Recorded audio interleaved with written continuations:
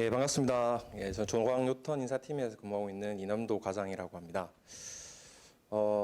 제가 이 강의 의뢰를 2월 달에, 3월 달에 받았었나요? 예, 받고 4월 달에 이제 한다고 할 때 코로나 때문에 이렇게 모시게 됐는데 또 이렇게 비디오 촬영한다니까 더 긴장이 되고 좀 그렇습니다. 사실 제가 동의대학교 출신이거든요. 동의대학교 경영학과 공공학번이고요. 거의 한 지금 졸업하고 거의 뭐 한 10몇 년 만에 지금 학교로 오는데요.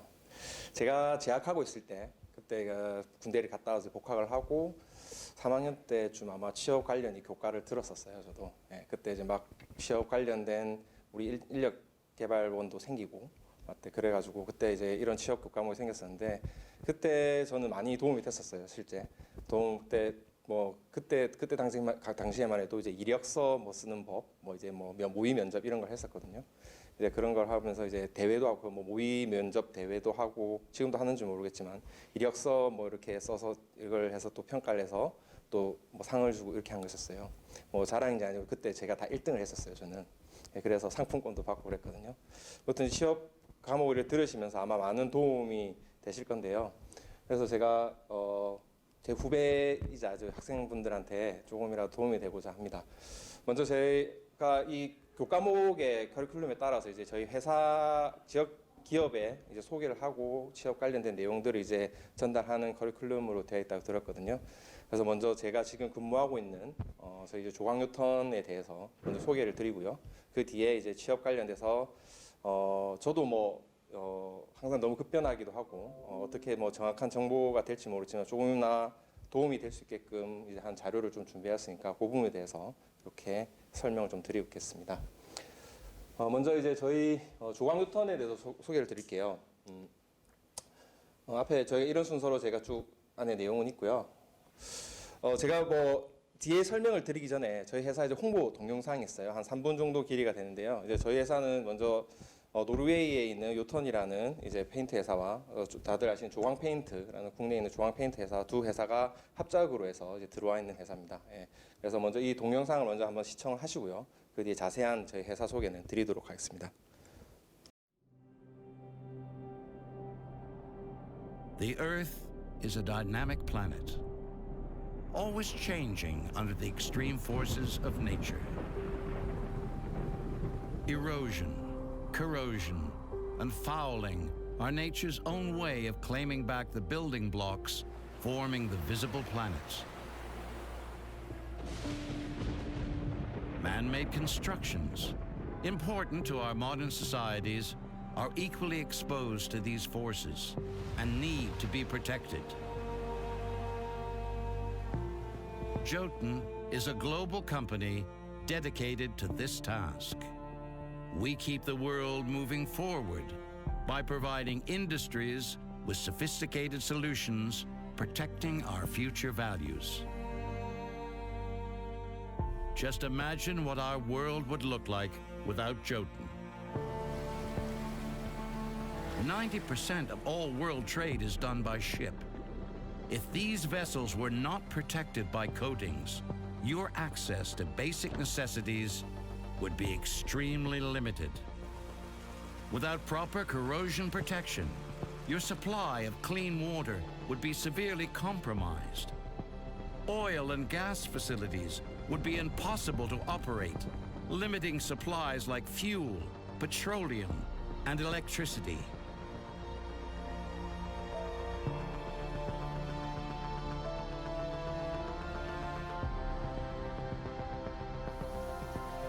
At Jotun, we protect property by providing solutions that not only enhance the appearance of assets, but also ensures long-lasting durability. Our products have a huge impact for everyone, every day.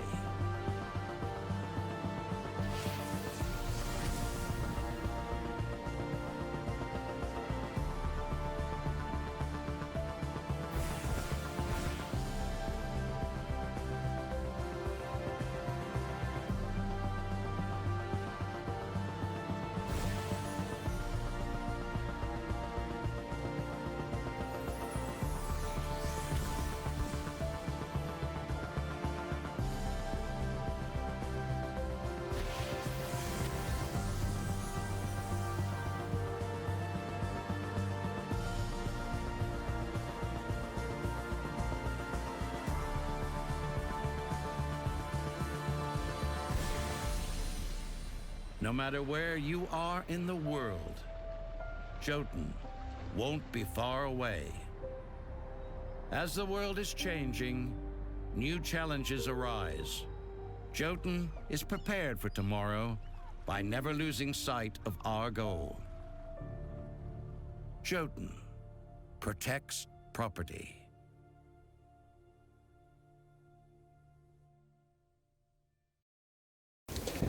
네, 좀 동영상이 되게 거창하죠.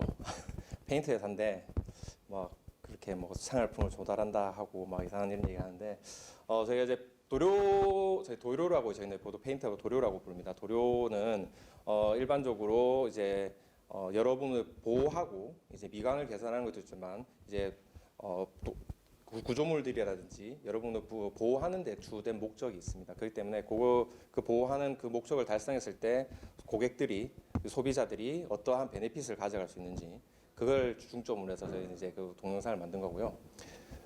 아까 말씀드렸다시피 저는 이제 요턴이라는 노르웨이의 이제 페인트 회사와 도료 회사와 한국에 있는 조광 페인트 두 회사가 이제 합작으로 되어 있습니다. 먼저 요턴에 대해서 좀 설명을 드리면 이제 요턴에 대한 의미는 저희가 이제 당군 신화 이런 게 있듯이 노르웨이도 노르웨이 신화가 있어요. 거기에 이제 나오는 거인, 아주 크고 강한 거인을 뜻하는 말입니다. 그래서 그 의미를 따서 이제 제가 요턴이라는 지금 회사 이름을 쓰고 있고요. 반면에 저희 회사 마스코트는 이제 펭귄인데요, 황제 펭귄인데요. 좀 상반되죠. 크고 강한 이미지와 좀 작고 귀여운 이미지인데 그만큼 친근하면서도 이 황제 펭귄이 가진 몇 가지 생활 습성들이 이제 우리가 추구하는 이제 가치들과 일맥상통하기 때문에 저희 마스코트로 지금 쓰고 있습니다. 요턴에 대해서 한번 설명을 드리면 요턴이 이제 잘은 이제 보통 선박 쪽 시장이라든지 저희가 플랜트 쪽 도료 시장에서는 좀 많이 강한 도료 메이커예요.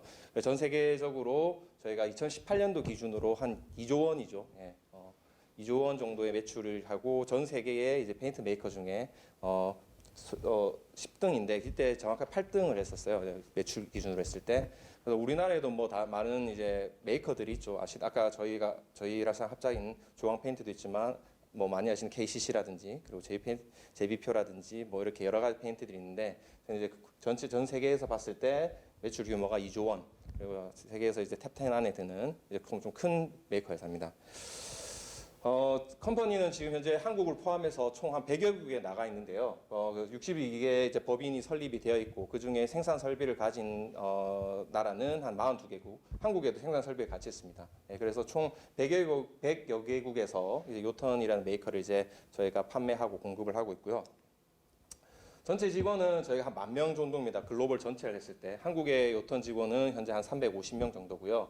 전 세계에 우리가 지금 일하는 인원이 한 10,000명 정도고 그 중에 이제 실제 노르웨이에 근무하고 있는 인원은 이제 10% 정도고요. 그 외에 전부 다 다른 나라에 있습니다. 아무래도 노르웨이가 제일 크긴 하겠죠. 10%를 차지하고 있으니까.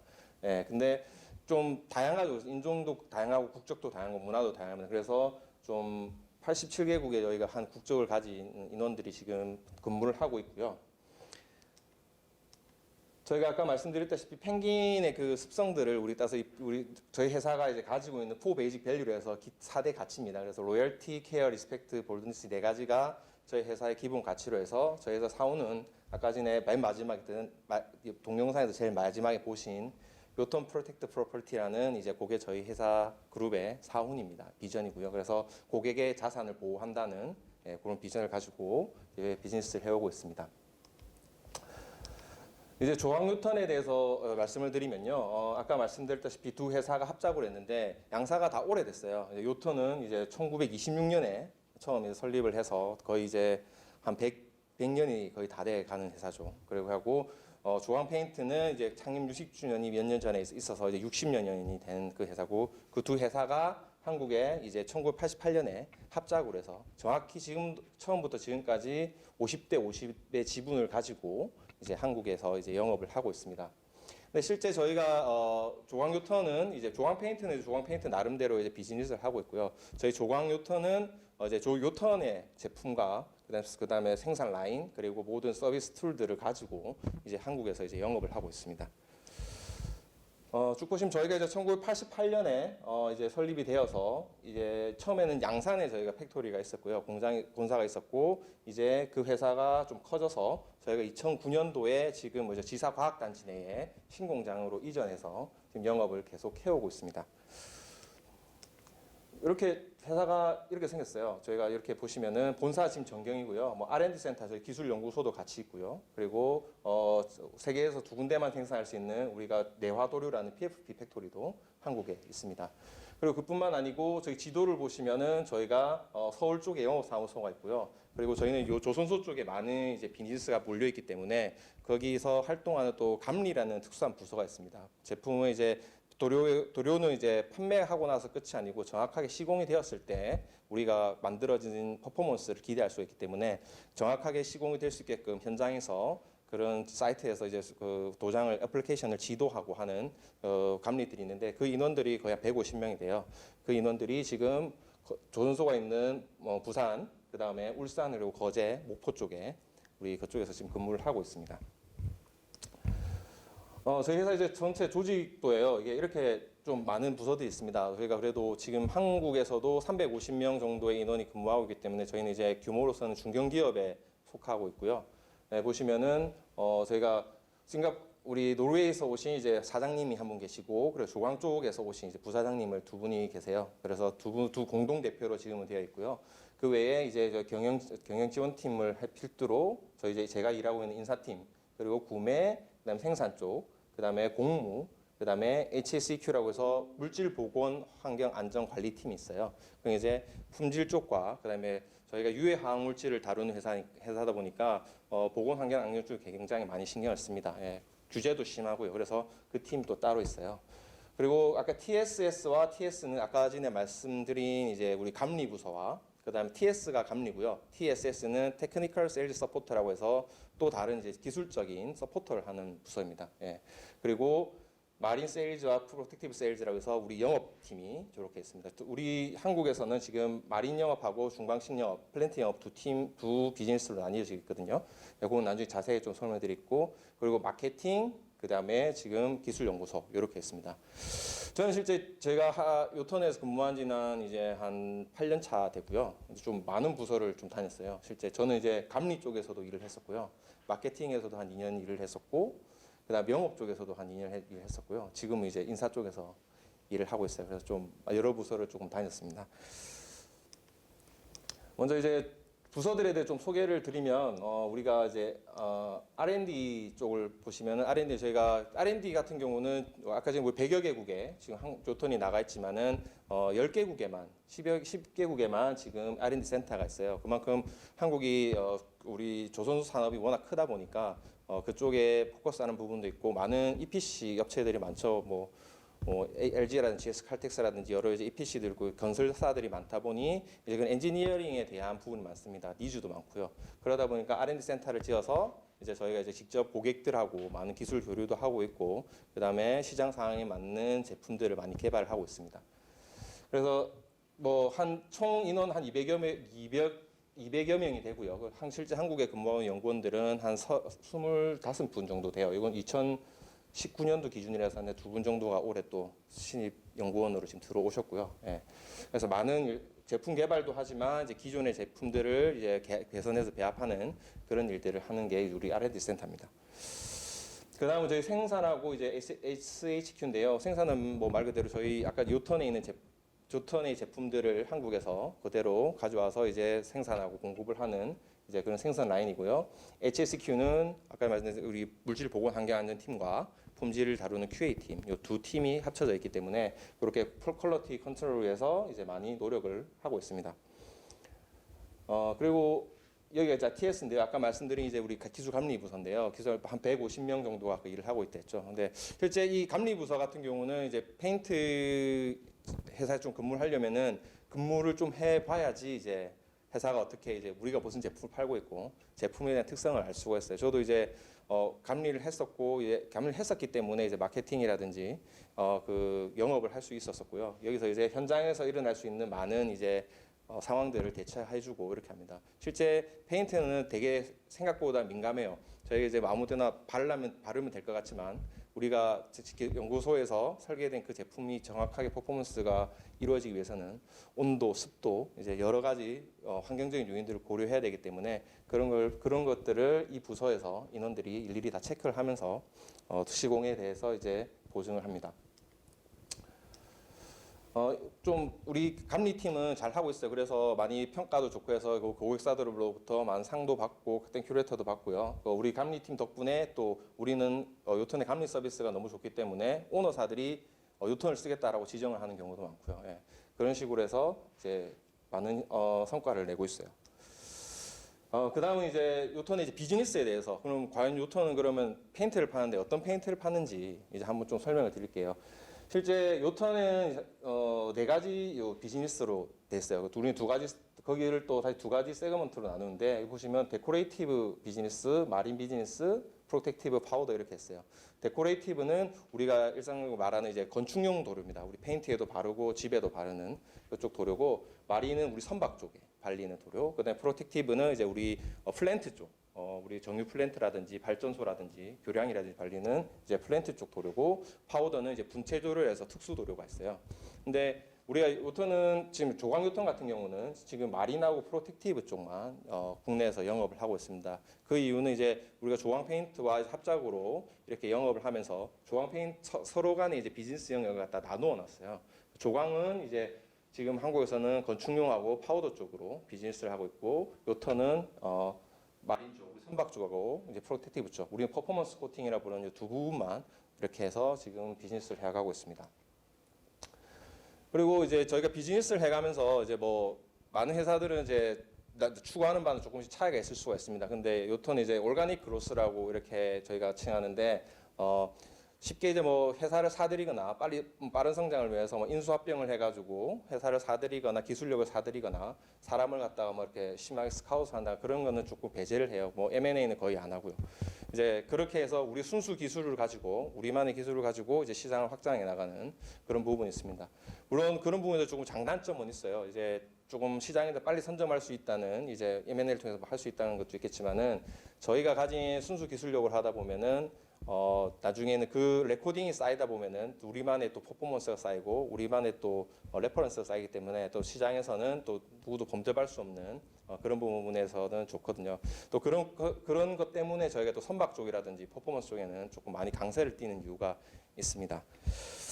그리고 뭐 사람들도 저희는 잘 정리해고라든지 뭐 사람을 갖다 막 이렇게 하진 않습니다. 좀 인력에 대해서 타이트하게 가져가는 반응이 있지만은 우리가 실제 2017년하고 2018년도에 상당히 조선 쪽이 어려웠어요. 저희 회사도 실제 창립 30주년이 다 돼가는 그 시점에 2년 동안 적자가 났었고요. 그래서 많이 고민을 했죠. 저희도 이제 사람을 줄여야 되나 말아야 되나. 근데 그래도 그 인원들을 좀 급여를 다 동결해가면서 이제 그렇게 하면서 2년을 버티어서 이제 지금 또 올해 작년 말부터 되게 좋았거든요. 그렇게 하면서 다른 회사들은 상대적으로 또 많이 정리를 하고 했었어요. 그래서 그런 우리가 인력을 갖다가 딱 그대로 가져가면서 시장에서 많은 또 물량이 왔을 때 우리가 대응을 할 수 있었고 그 덕분에 저희가 작년 초죠. 19년도 초 같은 경우는 저희가 막 월간 이제 뭐 생산 레코딩에 탑을 찍고 막 그렇게 했었어요. 예. 그 정도로 우리가 조금 인력에 대해서 간 거에 대해서는 되게 좀 자랑스럽게 생각을 하고요. 그 덕분에 뭐 조금씩 더 나아지고 있는 것 같습니다. 예. 조금 자세히 들어가면 마린에는 저희가 신조 쪽이라고 해서 새로운 배를 지을 때 우리가 또 페인트를 파는 곳이 있고 또 그다음 수리선 쪽으로 배는 이제 페인트를 도장을 하고 나면 한 번으로 끝나는 게 아니고 지속적으로 유지 보수 관리가 돼야 되는데 그쪽에 가서도 이제 우리가 드라이독이라든지 시스톡 비즈니스 했어요. 간단하게 설명드리면 드라이독은 물속에 있는 배를 그냥 노크로 탁 끌어올려서 통째로 이제 배를 다시 칠하는 거예요. 그냥 다시 다 그 기존에 발라져 있던 페인트를 다 지워내고 다시 바르는 거고 시스톡은 배는 운항 중에도 계속 이제 메인터넌스를 하게 돼 있거든요. 유지 보수를 하게 돼 있는데 배에 그 실어가면서 할 수 있는 그 물량들에 대해서 하는 게 시스톡 비즈니스입니다. 그래서 마린 쪽에는 이렇게 세 가지 비즈니스가 또 따로 있고요. 여러 가지 또 저희가 되게 많은 레코드를 가지고 있어요. 국내에서만 가진 실적이 거의 뭐 1,600척 그 이상이 되겠죠. 그 이상에 있는 배들을 했었고요. 뭐 제일 이제 저희가 보통 말하는 컨테이너선, 상선이라고 부르는 컨테이너선 척수가 제일 많고 그 외에 LNG 선이라든지 이런 부분에서 실적이 좀 많습니다. 그리고 저희가 HPS라고 해서 단순히 제품을 판매하는 게 아니고 하나의 컨셉으로서 제품을 이제 도장에 대해서 개런티를 같이 들어가면서 해서 하는 HPS라는 요걸 통해서 좀 부가가치를 높인 그런 컨셉으로도 영업을 하고 있어요. 고객사들은 여기는 보면 이래요. 현대라든지 우리 큰 조선소도 있지만 아까 전에 메인터넌스 쪽에는 배가 이제 만들어지고 나서 배 주인에게 이제 오너에게 가겠죠. 가고 나서는 그 사업의 주체는 이런 선사들이 됩니다. 뭐 SK시핑이라든지 현대상선이라든지 여러 해운 회사들도 저희 쪽에 이제 고객사가 됩니다. 다음은 이제 아까 말씀드린 프로텍티브 우리 플랜트 쪽 도료 쪽인데요. 여기는 이제 또 저희가 쭉 이렇게 나눠놨어요. 오프쇼라고 해서 해양 구조물 쪽 많이 들어보셨을 거예요. 실제 조선소 쪽이 좀 많이 힘들어진 것도 오프쇼 쪽 시장이 갑자기 이제 드랍하면서 이제 조금 그렇게 된 거였는데 이 부분은 조선 쪽에서 영업을 하지만은 움직이는 배가 아니라 걔들 구조물이거든요. 그래서 플랜트 쪽으로 속해서 이제 오프쇼도 우리가 플랜트 쪽으로 들어가 있고요. 그다음에 HPI라고 해서 이제 오일이나 가스 그러니까 그러니까 하이드로카본 프로세싱 인더스트리라고 이렇게 해서 유기화합물들을 이 공대생들은 혹시 없으시죠? 듣는 학생들 중에는 이제 있을 수 있는데 유기화합물을 가공해서 하는 모든 플랜트들을 다 이 비즈니스 안에 들어가 있어요. 그래서 그쪽에도 공급을 하고 에너지는 말 그대로 이제 파워 플랜트 발전소 쪽에 들어가는 도료. 인프라스트럭처는 우리가 강교라든지 스타디움이라든지 여러 지상에 건설되어 있는 여러 가지 구조물들에 대해서 하는 것도 이제 이 프로텍티브 코팅에 들어갑니다. 우리 프로텍티브 쪽에는 조금 중요시 여기는 게 이제 모든 게 좀 열과 많이 온도와 많이 관련이 있어요. 이제 아까 전에 우리가 뭐 오프쇼도 물론 그렇지만 오프쇼 혹시 막 보시다 보면 불기둥이 막 올라오고 그렇게 하죠. 그래서 고열의 구간이 많아요. 그리고 아까 뭐 플랜트 쪽도 그렇고 정제를 하다 보면은 우리가 중류탑을 이용해서 보통 이렇게 하죠. 그래서 많은 열들을 이용하기 때문에 그 내열성이 가진 도료들에 대해서 저희가 따로 이렇게 묶어서 또 드라이빙을 하는 또 컨셉이 있어서 그 부분은 이제 서머 세이프라는 그런 컨셉으로 해서 저희가 이제 비즈니스를 하고 있어요. 그리고 이 젠프는 우리 회사 아까 요턴 프로텍트 프로퍼티라는 고객의 자산을 보호한다는 그게 저희 그거 비전이죠. 그가 조금 많이 통하는 부분이에요. 그래서 고객들의 자산에 대해서 우리 진단을 내려주는 거예요. 아까 전에 그 감리분들이 플랜트에 가서 플랜트가 지금 상태가 어떻고 도장은 어떻게 해야 되고 그리고 현재 보통 플랜트들이 지금 우리가 산업화가 1970년대 됐죠. 지금 우리나라 같은 경우는 그때부터 한 3, 40년이 흘렀기 때문에 많이 노후화가 돼 있어요. 그런 부분에 대해서 우리 감리들이 가서 직접 진단을 내려주고 그다음에 그런 코스팅에 대해서 우리가 이밸류에이션을 해주면서 설계를 해주는 거죠. 그렇게 해서 도료도 추천을 해주고 고객들의 이제 자산 상태에 대해서도 우리가 평가를 내려줍니다. 그래서 저희 실적들은 많아요. 그렇게 뭐 이렇게 예전에 오프쇼를 할 때 현대에서 골리앗도 했었고요. 그다음에 저런 오드피젤이라든지 큰 정유 회사들에 대한 탱크팜도 저희 가고 여수라든지 우리 쪽 국내 여수라든지 대산 쪽 화학단지 쪽에도 많이 이제 비즈니스 하고 있고요. 그리고 부산에 있는 이제 우리 광안대교 쪽도 저희가 이제 계속 유지 보수를 하고 있어요. 거기서는 이제 저희 요톤 도료를 이용해서 거의 한 10년이 다 넘어가죠. 예, 계속 요톤 도료만 이용해서 하고 있어요. 혹시 지나가시다 보면은 이렇게 다리 밑에나 보면 이렇게 천막을 푹 쳐가지고 막 하는 구간이 있어요. 거기는 올해는 요만큼 이제 공사를 하는구나. 워낙 길어서 이제 해마다 이제 옮겨가면서 이렇게 하거든요. 뭐 내년이나 내후년쯤에는 이 두 주탑 공사가 아마 한다고 들었어요. 그때도 아마 지나가다 보면 혹시나 노란 캔이 보일 수도 있어요. 노란 캔이 보이면은 진짜 요톤 도료를 쓰고 있구나라고 생각하시면 됩니다. 아까 전에 우리 조선소 쪽에는 고객이 좀 한정적이었는데 실제 이 프로텍티브 쪽에는 고객이 엄청 많아요. 예. 뭐 여러 이제 메이저 건설사들부터 시작해서 그리고 뭐 SO이라든지 뭐 LG라든지 LG 케미칼이라든지 여러 이제 정유 회사 뭐 오퍼레이터들부터 시작해서 실제 이게 다가 아니고 밑에 있는 또 퍼블리케이터들 이제 제작사들이 있어요. 뭐 구조물들 만드는 그 모든 회사들이 이 프로텍티브 쪽에 고객사가 됩니다. 조금 이 비즈니스는 고객사가 많아서 힘들어요. 예. 그래서 그래도 이제 영업사원들이 열심히 좀 일을 하고 있어서 자 매출이 계속 올라가고 있는 비즈니스입니다. 저희가 이제 단순히 비즈니스만 하는 것도 아니고 이제 저희가 고객사들과 이제 함께 하기 위해서 많은 활동들을 하는데요. 이제 여러 가지 그림십 세미나라든지 우리 대고객 세미나도 많이 열고요.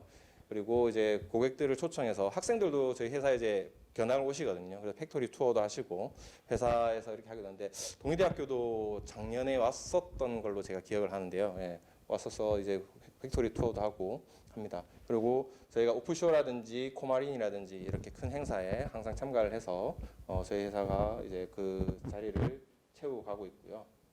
그리고 프로시오라는 이제 우리 도장 자격증 관련해서도 주관사로 해서 이제 저희가 맡아서 교육을 진행을 하고 있습니다. 그리고 여러 가지 저희가 또 기업의 사회적 책임, 우리 코퍼레이티브 리스폰시빌리티를 하기 위해서 우리 뭐 기부금도 TDC라 $10 클럽에도 가입이 되어 있고 이런 소방장학회라든지 지역 아동센터라든지 그런 활동하고 있고요. 저희 회사는 이제 모든 직원이 의무적으로 이건 선택이 없이 의무적으로 1년 안에 한정 시간 동안 봉사활동을 해야 돼요. 예, 그걸 안 하면 이제 인사에 불이익이 받기 때문에 무조건 해야 되고 그래서 이제 뭐 다들 근데 적극적으로 다 참여를 해주시고 해서 저희가 많은 이제 뭐 표창도 받고 이렇게 합니다. 예. 그리고 마지막으로는 이제 그룹에서 우리 진행한 요턴 그린 스텝스인데요. 뭐 페인트라는 게 워낙 이제 유기화합물이고 인체 유해한 물질이다 보니까 이제 저희가 궁극적으로는 이제 환경과 많이 밀접해 있어요. 계속 이제 솔직히 도료 쪽에는 비즈니스 하려면은 그 환경 규제를 뚫어 나가는 게 쉽지가 않거든요.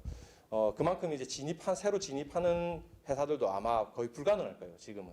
제가 보기에는 신규 도료 회사가 메이커가 생겨서 이렇게 들어온다는 거는 거의 힘들 거고요. 대부분 지금 이제 전부 다 한 20년, 30년 된 그 회사들 이상이 된 그 회사들만이 아마 해갈 수 있지 않을까. 지금 들어오려면 너무 코스트 코어이기 때문에 그렇거든요. 아무튼 궁극적으로는 저희도 이제 휘발성 혹시 휘발성 유기화 뭐 VOC 규제 이런 거 들어보신 적 있는지 모르겠는데요. 이제 우리가 페인트를 도장을 하고 그 페인트가 이제 마른다고 하죠. 경화가 되기 위해서는 일정 부분에 이제 휘발성 유기화합물이 발생합니다. 그거를 저감하기 위해서 이제 여러 규제도 생기고 그거를 규제를 갖다가 이제 단순히 지키는 게 아니고 극복하기 위해서 이제 저희도 이제 많은 이제 노력을 하고 있고요. 그래서 무용제 그러니까 그 유기화합물이 발생하지 않는 그런 에폭시도 저희가 개발해서 특허도 이제 있는 것도 있고 궁극적으로는 저희가 수용성으로 가면은 제일 좋겠죠. 무릴로 페인트는 물은 이제 무해하니까요, 그죠? 예, 그걸 가르기 위해서 저희가 많은 노력을 하고 있습니다. 네, 이렇게 하면은 제가 저희 회사에 대한 소개는 간략하게 드린 것 같고요. 실제 좀 회사 소개를 꼼꼼하게 드리면은 이것만 해도 2시간인데 제가 조금 빠르게 진행을 했어요. 혹시 저희 회사에 다시 방문하실 일이 있으면은 제가 다시 그때는 정말 꼼꼼하게 한 번 더 설명을 드리도록 하겠습니다. 예. 네, 아까 이제 회사 소개에 이어서 이제 제가 뭐 회사 소개는 제가 자세히 드리고 싶지만 저희도 이제 채용에 대해서 이제 여러분들이 더 궁금해하실 게 많으실 거고, 그래서 저도 이제 한 회사 이제 인사를 담당하고 채용을 담당하는 입장에서 좀 요즘 이제 어떤 채용 시장에 대한 그런 트렌드라든지 그리고 채용 시장의 트렌드에 맞춰서 그런 우리 직무 중심에 대해서 어떤 식으로 여러분들이 좀 정보를 가져야 되는지 그리고 제가 일했었던 그 부서들에 대해서 그 부서들이 어떤 일을 하는지에 대해서 좀 설명을 드리기 위해서 좀 자료를 준비했거든요. 우선 저는 이제 제가 아까 동의대학교도 졸업했고 그다음에 졸업을 하고 나서 제가 부산대학교 대학원을 갔어요. 실제는 이제 학교를 졸업을 하고 제가 첫 직장에 은행에 좀 다녔었고요. 은행을 그만두고 대학원을 갔다가 다시 조금 중소기업에 있는 우리 다니면서 이제 한 1년 좀 넘게 이제 해외 영업을 했었고요. 그러고 이제 지금 있는 요턴이라는 회사에 들어와서 마케팅하고 아까 전에 중방식영업 프로텍티브 쪽의 세일즈 팀에서 근무를 하고 지금 현재 요턴 HR에서 지금 근무를 하고 있어요. 제가 오늘 말씀드리고 싶은 거는 이제 요즘 뉴스도 많이 보시고 하셨을 텐데요. 보시면은 예전에 이제 대규모 공채, 저희 때는 이제 대규모 공채가 대부분이었죠. 이제 공채를 저도 이제 첫 직장 공채를 통해서 들어갔었고요. 근데 이제 트렌드를 많이 들어보셨겠지만은 이제 우리 직무 중심의 이제 수시 채용으로 변하는 그런 부분에 대해서 조금 설명을 드리고 그러기 위해서는 제가 드릴 수 있는 도움은 그래도 내가 해봤던 일 중에 그 부서가 무슨 일을 하는지 어떤 일을 하는지에 대해서 설명을 드리는 게 조금 맞지 않나 싶어서 자료를 준비했어요.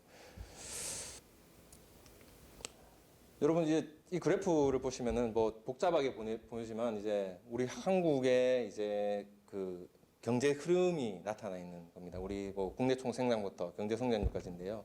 제가 세 군데에서 동그라미를 찾았는데요. 처음 번에 이제 우리가 1970년대 후반, 1980년대죠. 이때 경기가 확 죽었었어요. 이때 우리가 어떤 사태가 왔었죠. 질문하면 답변을 하셔야 되는데 그저 제가 답변해야 되겠네요. 이때 저희가 이제 오일 쇼크가 왔었어요. 그러면서 이제 전 세계적으로 우리나라뿐만 아니라 전 세계 오일 쇼크가 와서 전 세계 경기가 드랍다운되고 우리나라도 이제 드랍이 되고 그랬었죠.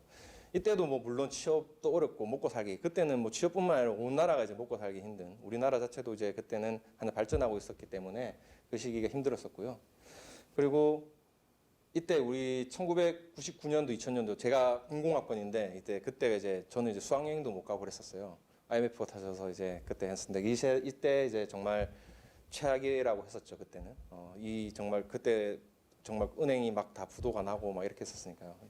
그 사태 때도 이제 정말 취업이 어려운 그때 그 시기였고요.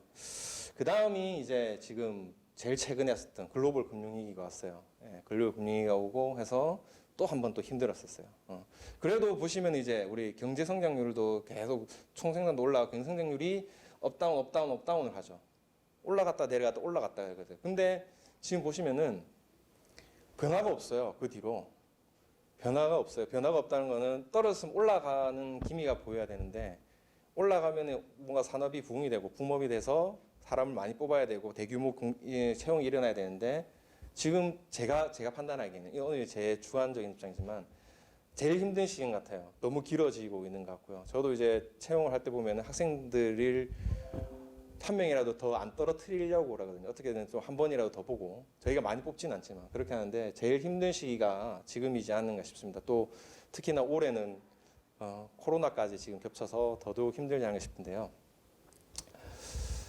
이제 이런 트렌드가 이제 반영된 게 대기업 쪽에서 먼저 움직이기 시작했어요. 너무 이제 예전에는 사람을 한꺼번에 많이 뽑아서 일단 좋은 인력 확보하는 거예요. 학벌도 보고 뭐 영어 점수 높은 애들 보고 이렇게 막 사람 한 뽑아서 그 사람들을 자기들이 이제 얘는 맞겠다, 저기 맞겠다. 단순한 우리가 소위 말 스펙을 보고 사람을 뽑아서 자기 회사에 요직에 앉히고 자리에 앉히고 그래 키워나가는 그런 방식을 했었죠. 근데 그런 것도 코스도 많이 들고 지금 너무 정책이 더 이상 이제 산업이 뭐 이렇게 막 우리 채용을 할 때는 올해만 생각하는 게 내년도 보거든요. 저희는 이미 저희도 지금 내년을 보고 있어요. 코로나 때문에 비즈니스가 딱 떨어질 게 뻔한데 우리가 사람을 한 번에 막 뽑을 수는 없잖아요, 그죠? 또 보수적으로 갈 수밖에 없고 이런 식으로 되거든요. 그러니까 전체적인 비즈니스 자체가 급격하게 올라가는 단계가 아니다 보니까 다들 이제 조금씩 그러면은 사람을 뽑긴 뽑아야 돼요. 그러면은 어떻게 뽑을래?라고 서로가 이제 결정을 내린 거죠. 필요한 사람, 정말 이 일을 주어졌을 때 일을 잘할 수 있는 사람. 실패를 많이 합니다. 대규모 공채로 했다 보면은 이직률도 많이 높고요. 자기가 원하는 직무가 아니라 들어가서 뭐 그냥 주어진 일을 하다 보니까 만족도가 낮다 보니까 또 나가게 되고. 근데 직무 중심의 채용을 하다 보면은 만족도도 높아지고 자기가 준비했던 과정이 있기 때문에 그 과정을 지금은 조금 불만족스럽지만 그 커리어를 또 쌓아서 다른 데로 점프업해서 갈 수 있는 기회도 생기고, 예. 그걸 알기 때문에 여러 회사에서는 이제 직무 중심의 채용으로 자꾸 변하고 있어요. 특히나 이제 보시면은 작년도 기준으로 해서 이제 이런 설문조사가 있었는데요. 대부분의 이제 기업 5곳 중 4곳은 거의 수시 채용을 이제 찬성을 하는 거예요. 뭐 저희 같은 규모는 당연히 수시 채용을 하고 있지만은 대규모로 하고 있던 회사들도 그랬고요. 실제 2019년도에 지금 저런 식으로 저희들이 한다고 저희들이 발표를 했었고 올해 같은 경우는 특히나 더 현대라든지 이런 현대는 아예 지금 뭐 수시로 다 바꾼다고 지금 해서 진행을 하고 있죠. 예. 얼마 전에도 뭐 문자 잘못 보낸 그런 좀 일도 있었고 한데 아무튼 현대자동차라든지 뭐 이런 부분 큰 회사들이 지금 전부 다 수시 채용으로 지금 변화하고 있습니다. 이제 올해 이제 지난달에 조사를 한 내용이에요. 이 보시면은 이제 코로나도 있고 하겠지만은 다들 이제 공채를 대규모 안 하겠다, 수시 채용으로 진행하겠다 거의 80% 육박하는 78%가 이렇게 얘기를 하고 있고요. 그리고 그 중에서 더 놀라운 거는 대기업들이 가장 많이 바꾸는 거예요. 실제 공채를 중견기업도 진행을 하지만은 대기업에서 제일 많은 인원을 뽑죠. 그 중에 제일 많은 퍼센테이지가 이제 우리가 직무 중심으로 이제 옮긴다는 그런 트렌드가 이제 반영이 딱 되고 있어요. 이제 그러면 구직자분들 이제 우리 취업을 준비하시는 여기 있는 학생들이 이제 뭐 보통 한 3학년 저도 이제 3학년 때 아마 이 수업을 제가 들었었던 걸로 기억을 하는데요. 4학년 선배들도 뭐 있었던 것 같기도 하고. 근데 제가 3학년 때 처음을 들었었던 것 같은데 그때는 뭐 조금은 채용이랑 멀게 느껴지지만은 이 수시 채용 그럼 내가 수시를 준비해야 돼. 그럼 뭘 준비해야 되는데 그 전에처럼 뭐 내가 영어 공부를 하고 어학연수를 가고 이걸로 끝나는 게 아니고 뭐 또 뭘 더 해야 될지 하는 게 다른 거예요. 그래서 당연히 뭐 제일 첫 번째 거는 솔직히 좀 저는 좀 와닿지는 않습니다. 당연히 자기 본인이 구직에 희망이 있으면 여러 기업을 계속 서칭해야 되는 건 맞지만 두 번째부터는 대부분 이제 내가 뭘 준비해야 되는지 그 다음에 내가 그럼 이걸 하기 위해서 무슨 플랜을 써야 되는지 나 학교도 다녀야 되고 영어 공부도 해야 되고 많은데 뭘 해야 되는지에 대해서 되게 어려움이 많은 거죠. 그래서 제일 중요한 거는 여러분들이 하실 때 내가 단순하게 뭐 어느 회사를 가겠다 이렇게 하는 것도 뭐 나쁘지 않습니다. 내가 회사를 타겟으로 줄 수는 있어요. 근데 그 회사에서 내가 어느 부서를 가야 되겠다까지 이제 생각을 하셔야 되는 거예요. 내가 만약에 삼성을 가겠다. 나 삼성의 뭐뭐의 어느 사부 뭐 해외 영업부로 가겠다. 아니면 나는 뭐 개발팀으로 가겠다. 마케팅을 가겠다. 인사팀을 가겠다라는 방향을 설정을 정확하게 하셔야 돼요. 그냥 내가 영어 점수에 맞는데 이게 맞는데 이렇게 하는 거는 이제는 좀 아닌 거죠. 그렇게 뽑을 수 없는 거죠. 왜냐면은 이제 직무 중심으로 간다는 말은 모든 그 채용에 있어서 실무자들이 들어오는 거예요. 예. 저희도 직무 중심의 채용한다고 말씀드렸잖아요. 인사에서 평가를 하는 게 아니에요. 인사는 채용을 그냥 진행하는 부서에 불과합니다. 이제는. 거기에 대해서 이 사람들을 평가하는 거는 우리가 아니고요. 함께 일할 팀원들, 팀원들, 팀장들. 제가 어저께도 그 뉴스를 신문을 보다 보니까 모 기업에서는 입사 2년차, 3년차가 면접을 같이 봤다 그러더라고요. 그런 시대가 온 거예요 지금. 내가 뭘 준비해야 될지에 대해서 방향을 정확하게 설정할 필요가 있는 것 같습니다. 그래서 여러분들이 이제 구직에서 우리가 성공, 석세스라고 성공이라고 표현하는 구직을 하기 위해서 내가 원하는 직장을 가기 위해서는 이제 내가 이제 관심을 가져야 돼요. 그럼 내가 전공이 이건데 전공을 살려서 갈 건지, 전공을 살려서 내가 관심 있는 직무, 그다음에 그 회사에서 직무 요구하는 역량이 뭔지 그거를 조금 파악을 먼저 하셔야 되고요. 그렇다면은 그 실무에 대한 부분을 좀 이해하려고 노력을 하셔야 돼요. 뭐 이제 인턴을 하셔도 되고요. 그다음에 그 외에 실무에 대한 부분 정보를 가질 수 있는 부분은 여러 가지 소스가 있습니다. 뭐 제가 오늘도 실무 부분은 아니지만 이제 그 하는 일에 대해서 설명을 드릴 거지만 직무 중심에 대해서 하는 뭐 수업이라든지 이런 부분에 대해서 한번 참여를 해보실 수도 있고요. 그리고 학교에서 진행하는 여러 프로젝트가 있을 거예요. 뭐 공모전도 공대생들은 공모전도 있지만은 이제 향대생이라든지 인문대생 같은 경우는 아무래도 조금 뭐 프로젝트라고 참가를 한다고 해봐야 뭐 이제 뭐 항상 마케팅과 주로 관련된 그런 일들을 하겠죠. 근데 그 안에서 내가 하고 싶어하는 직무들을 좀 연결을 시키실 필요는 있어요.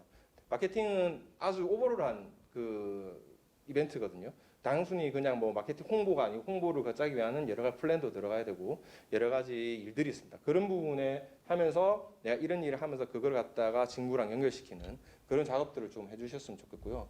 그리고 뭐 저뿐만 아니고 다른 분들도 아마 많이 오셔서 이 수업을 하셨을 건데요. 그런 실무자들하고 이렇게 만날 수 있는 기회가 있으시면은 그걸 참가를 많이 하셔가지고 실제 그분들이 얘기를 한번 들어보시는 것도 좋습니다. 제가 한 가지 팁을 드리자면은 실무자들 가장 많이 만날 수 있는 거는 이제 박람회예요. 그 박람회는 취업 박람회가 아니고요. 아까 말한 산업에 관련된 박람회예요. 우리가 아까 전에 그 코마린이라든지 뭐 오프쇼 코리아라든지 이런 박람회를 열죠. 거기 오는데 꼭 우리 고객만 안 와도 됩니다. 학생들도 많이 그 견학을 하러 오고요. 오셔가지고 내가 관심 있는 기업에 가면 보통 영업 사람들도 와 있고요. 뭐 마케팅도 와 있을 거고. 그걸 하지만 그분들한테 이 회사가 어떤 회사인지 뭘 하는지에 대해서 한번 들어보시면은 엄청 좋아요. 그리고 되게 학생들이 오면 되게 좋아해요. 저도 이제 그 이벤트에 가 있으면은 학생들이 오거든요. 그러면 이제 막 같이 얘기하고 오면 좀 고객들하고 만나서 얘기를 하면은 재미가 없어요. 근데 이제 학생들이 와서 그런 얘기도 하고 이렇게 하면 좋으니까 그런데 아마 시간을 내셔서 가보시면은 아마 정말 실무자들하고 만날 수 있는 기회가 되지 않을까 싶습니다. 그리고 취업 준비는 도서관에서 영어 공부하고 이렇게 하시지 마시고요. 좀 많은 활동들을 하시고요. 그리고 여러 활동들을 하시면서 거기서 자기가 원하는 직무하고 많이 연결을 시키시는 그런 작업을 하시라고 제가 말씀을 드리고 싶습니다. 제가 이제 인사 쪽에서 일을 하면서 저희가 매 해마다 이제 그 인턴으로 학생들이 몇 분씩 와요. 저희 이제 동아대학교하고 저희가 좀 관계가 좋은 것도 있고, 그리고 동아대학교에서 저희 학교 회사로 인턴을 이제 보내주시기도 하거든요. 그래서 그분들이 보통 한 학기에 매 겨울 방학 때마다 여름하고 겨울 방학 때마다 한 4분씩 오시고 하는데요. 그래서 이제 이런 얘기를 막 하다 보면 물어보고 이제 해야 돼요. 그 직장을 이제 구해야 된다. 내가 잡을 어떻게 구해야 되냐 물어. 그러면 대부분 이렇게 물어봐요. 어떻게 하면 취업됩니까, 과장님? 어떻게 하면 취업이 돼요? 저도 몰라요. 저도 취업이 뭐 다 취업을 시킬 수 있는 사람은 아니고요. 저도 모르는데, 근데 제가 그래서 얘들 뭐 그거는 나도 정말 모르는데 어떤 사람을 채용하는지는 우리는 어떤 사람을 원하는지 적어도 이 직무에는 이런 사람을 원한다는 걸 알려주는데 그 인사 담당자의 마음이에요, 솔직히. 그 실무자의 마음이고요. 그 다른 회사에 지원할 건데 어떤 사람을 어떻게 하면 취업되는지는 저도 알 수는 없습니다. 근데 제가 말씀을 드리고 싶은 거는 어떤 사람을 채용하는지에 대해서는 우리 회사에 대해서 우리 회사 기준으로는 제가 말씀을 드릴 수는 있는 거죠. 뭐 간단합니다.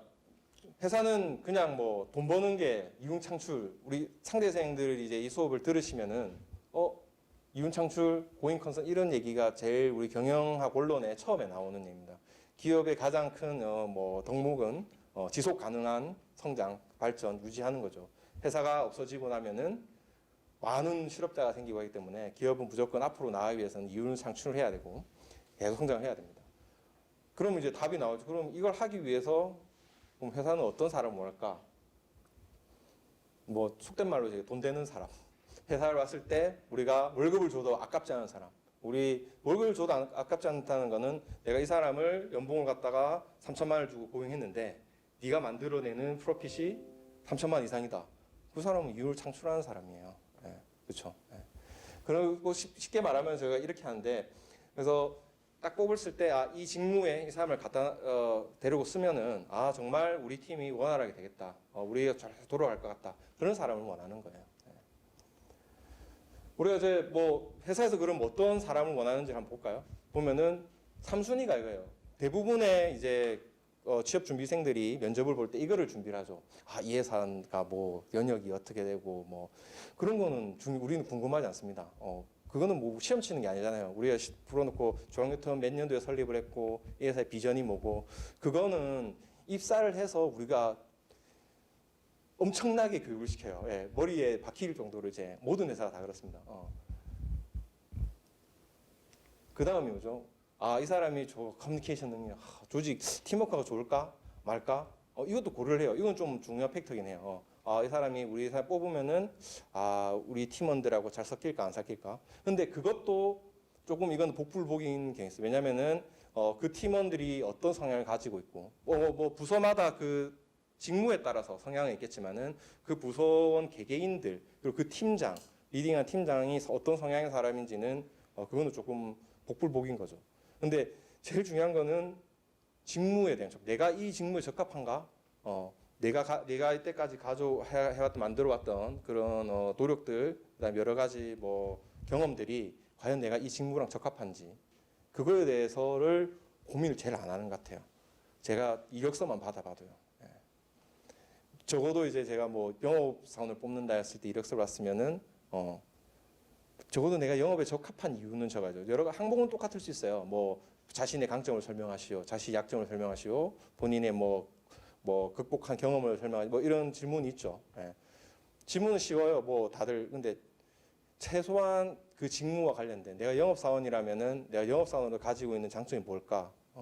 를 생각을 좀 해봐야 되고요. 내가 영업사원으로서 어떤 경험을 했는데 뭘 했다는 걸 어필하는 게 좋을까? 다 똑같아요. 내가 보기에는. 그냥 너무 이렇게 공식적으로만 그러니까 하나 컨트롤 C 컨트롤 V를 너무 많이 하는 거죠. 또 같은 내용도 많고. 그런데 한 번만 고민한 그 지원자면은 표시가 바로 나요. 얘는 조금 이 직무랑 맞추려고 노력을 많이 했구나. 뻔한 활동들인데 그 활동 중에서 내가 이 직무와 맞는 걸 뭔가를 끌어당겨서 쓰는 거예요. 똑같은 활동들을 써요. 특히 공대생들 예를 들어볼까요? 공대생들이 캡스톤 디자인인가요? 그 공모전을 참가 안 한 학생이 없어요. 근데 그 중에서 정말 이 해당 직무에 대해서 뽑아낸 학생들은 지원자들은 그렇게 많지가 않다는 거죠. 그것만 봐도 제가 이제 정말 직무에 대해서 얘가 이 직무를 그냥 이력서가 막 급해가지고 그냥 컨트롤 C 컨트롤 V 한 건지 이 사람 한 번이라도 그래도 고민을 하고 내가 이 직무에 대해서 뭔가 맞는 거 생각한 건지에 대해서는 정말 이제 표시가 많이 나는 거죠. 그래서 그런 관심을 우리가 많이 가진 사람을 원하는 거예요. 우리가 뽑을 때. 그래서 1순위가 처음에 다들 똑같이 보는 거죠. 얘는 이걸 준비해야 하네. 그 사람이 쭉 노력한 그 커리어가 있으면은 우리도 높게 평가를 하겠죠, 그죠? 그거 하고 난 다음에 얘는 이 일을 맡기면 어느 정도 백그라운드가 있구나. 잘할 거라고는 절대 기대는 안 합니다. 내가 거기 가서 잘한다라고 말하지는 마세요. 나는 이 경험이 있고 자신 있습니다. 왜냐면은 신입사원들 오면은 결국엔 또 다시 다 교육시켜요, 저희는. 예.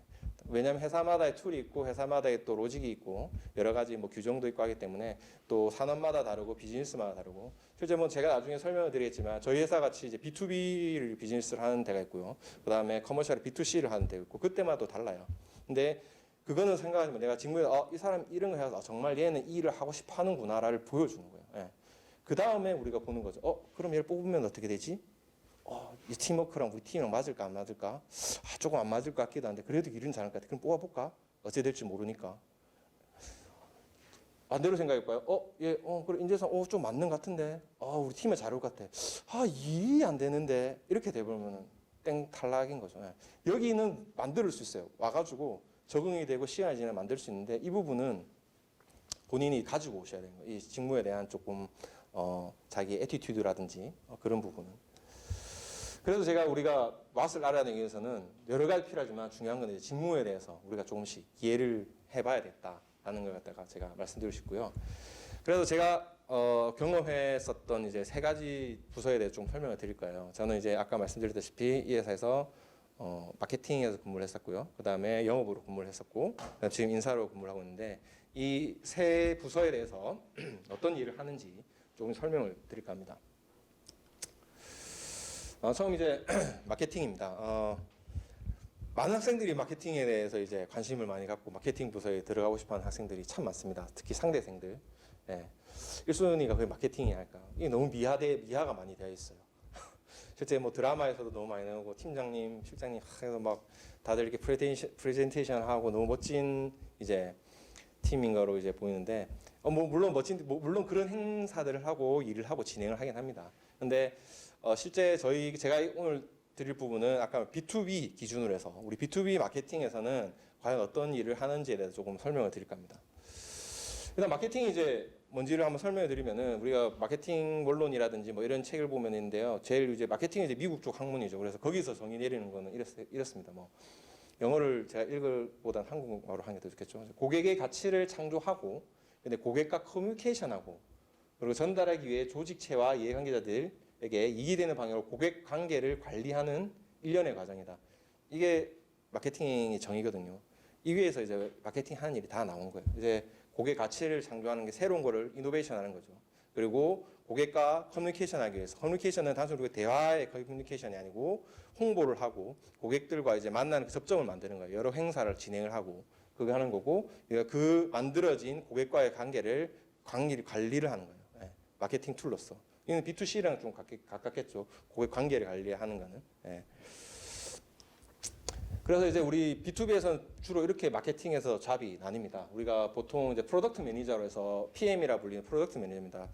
제조업이라든지 보통 제조업이겠죠. 그 회사에서 나오는 이제 그런 제품들의 브랜드를 관리하는 거예요. 브랜드 매니저라도 있지만은 이제 제품들을 라인업을 시키고 그거에 대해서 이제 사이클을 만들어내는 그런 일을 하고요.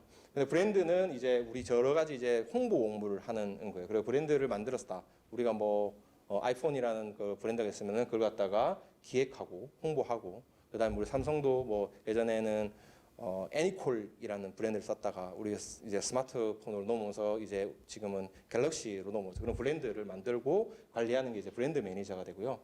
MC는 이제 우리가 보통 마케팅 커뮤니케이션에서 여러 가지 홍보물, 우리 PR에 대한 우리 회사에서도 이제 마켓 커뮤니케이션 하시는 분 같은 경우는 기사 아티클을 제작을 해내고 그다음에 브로셔 제작이라든지 여러 가지 홍보에 전시회 같은 업무에 대해서 리딩을 합니다. 프로젝트에 대해서. 그렇게 하는 것들이 이제 MC라는 마케팅 커뮤니케이션이라는 잡을 가지고 있어요. 그래서 이제 이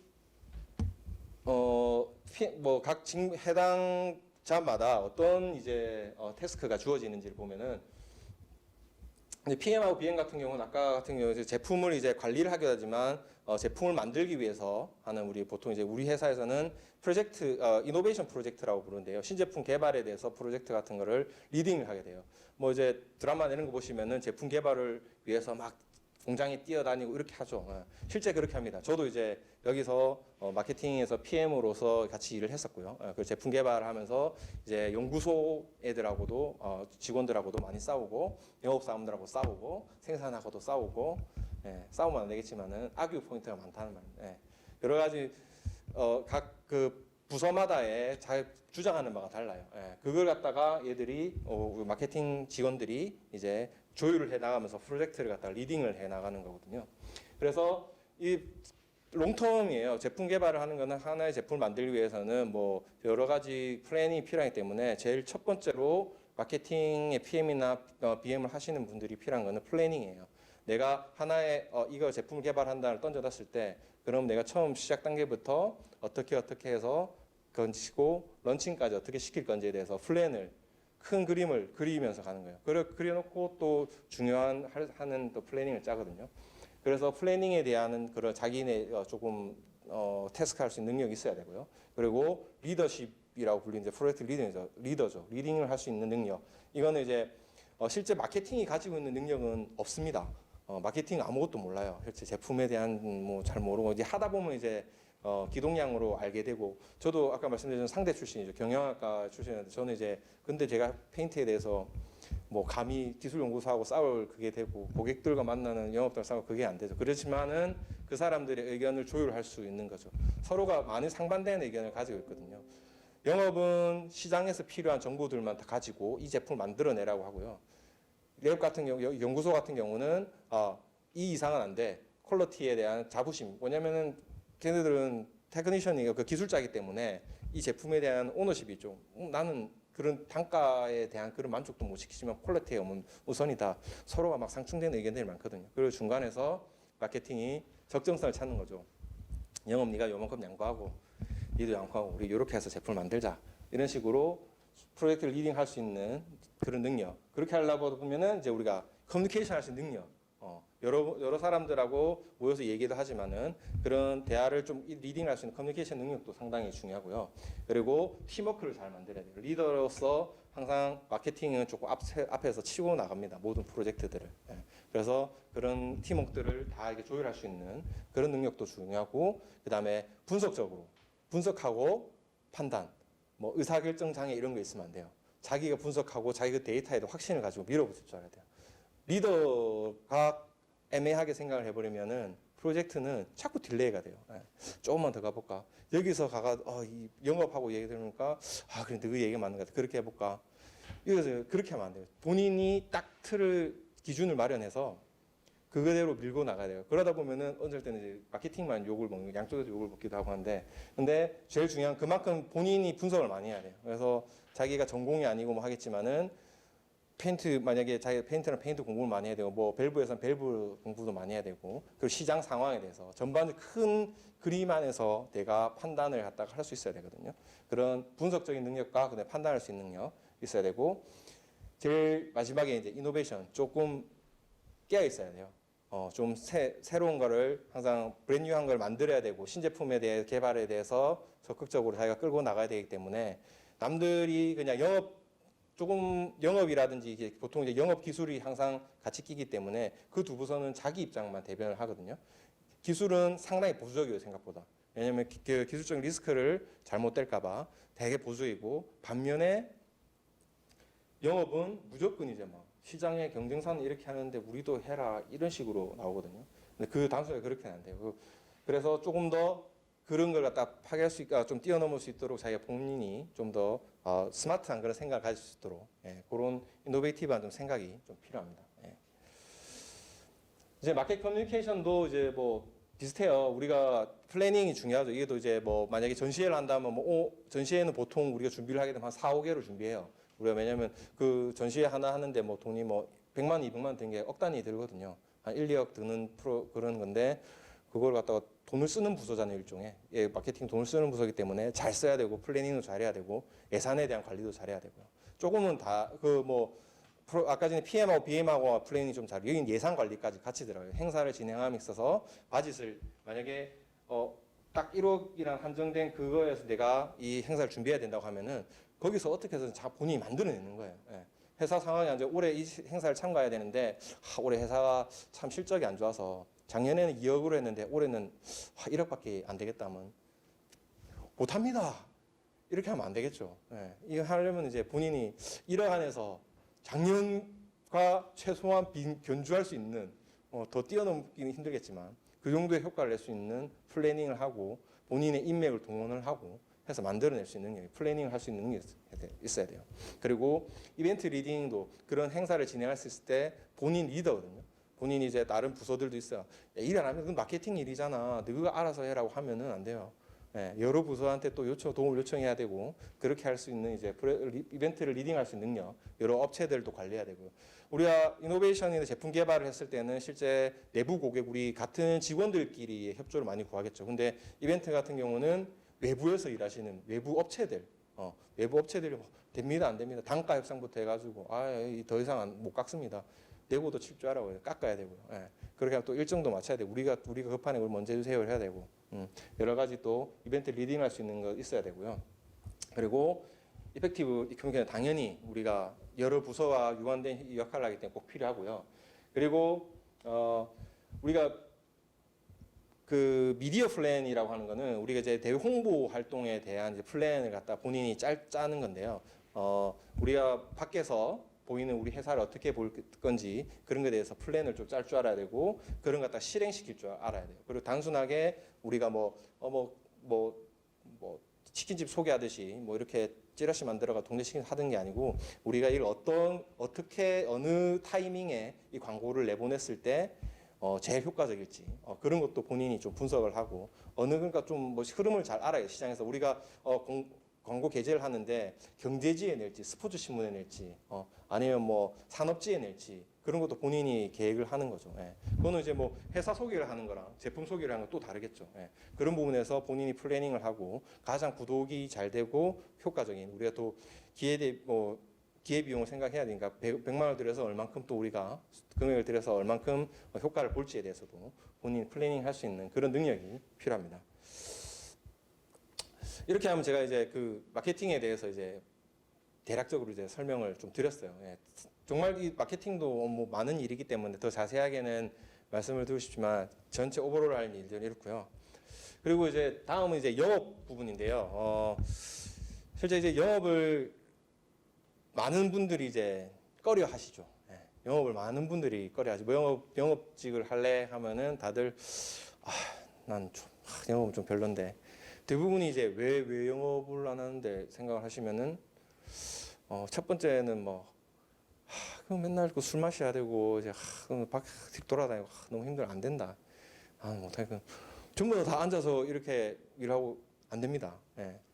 영업은 회사에 진짜 솔직히 말 꽃이에요. 예. 물론 저도 이제 영업에 있다가 이 부서로 왔지만은 영업은 그 많은 회사에 아까 우리 조직도를 보셨지만 많은 부서가 있잖아요. 그 중에 돈을 벌어오는 부서가 딱 한 군데가 있어요. 그 부서가 우리 영업입니다. 딴 부서들은 저도 다 돈 쓰는 부서예요. 뭐 어디 가서 고객 프로젝트를 수주해서 돈 버는 게 아니고 그냥 다 돈 쓰는 부서들이거든요. 그래서 영업은 제일 중요하고요. 그리고 저는 감히 말씀드리죠. 영업을 하시는 분들은 그 어느 부서보다 제일 스마트하고 제일 액티브 하시고 하신 분들이 할 수 있는 그런 잡입니다. 그리고 지금 제가 설명드릴 영업 같은 경우는 이제 기존에 우리가 쉽게 생각하는 B2C 비즈니스는 아니고요. 우리 B2B 비즈니스, 소위 말해 이제 기술 영업이라고 불리는 그쪽에 관련해서 조금 설명을 드릴 거거든요. 먼저 이제 아까 말씀드렸다시피 우리 두 가지입니다. B2C 영업이 있고요. B2B 영업인데 B2C는 고객한테 단지 상품을 들고 가서 이렇게 판매를 하는 거라고 보면 되고요. 기술 영업은 우리가 이제 제품에 대한 기술을 판매하는 거예요. 보시면은 B2B와 B2C를 하면은 우리 B2B 같은 경우는 일반적으로 회사 대 회사예요. 조광교통과 뭐 이렇게 대우 조선해양, 조광교통과 삼성중공업, 뭐 조광교통과 GS건설, 두산중공업, 회사 대 회사로 붙는 거예요. 제품 하나를 들고 이 핸드폰 하나 들고 가서 핸드폰을 모모씨 팔려고 하는 그 비즈니스가 아니고 우리가 이제 이 큰 산업체들 대상에서 하는 거고 그래서 타겟 자체가 커스터머 자체가 다르죠. 우리가 어카운트를 가지고 있는 이제 컴퍼니가 돼 계좌를 가지고 컴퍼니가 되고요. 프로덕트는 일반적인 제너럴한 이런 우리가 쓰는 이런 상업재가 아니고 우리가 산업재죠. 산업재를 판매하는 거예요. 상업 물품이 아니라 산업재를 보통 판매를 하는 거고 그리고 우리가 영업에 있어서 전문적인 지식이 요구되죠. 우리가 뭐 솔직히 말해서 뭐 이렇게 여러 가지 뭐 우리 아메이 하시는 분들 그런 분들은 전문가는 아니시잖아요. 그 제품, 본인 회사에 대한 그런 제품에 대한 정보를 많이 가지고 계신 분이지 거기에 대해서 테크놀로지에 대해서 깊게 막 이렇게 연구를 하시는 분들은 아니죠. 근데 실제 기술 영업하는 저도 영업했지만은 페인트에 대해서 많은 공부를 합니다. 우리 왜냐하면 저도 이제 전공자는 아니었지만은 웬만한 만약 우리 여기 뭐 화공과라든지 공부하시는 분들보다 제가 페인트에 대해서 더 많이 알 거라고 자부할 수 있어요. 예.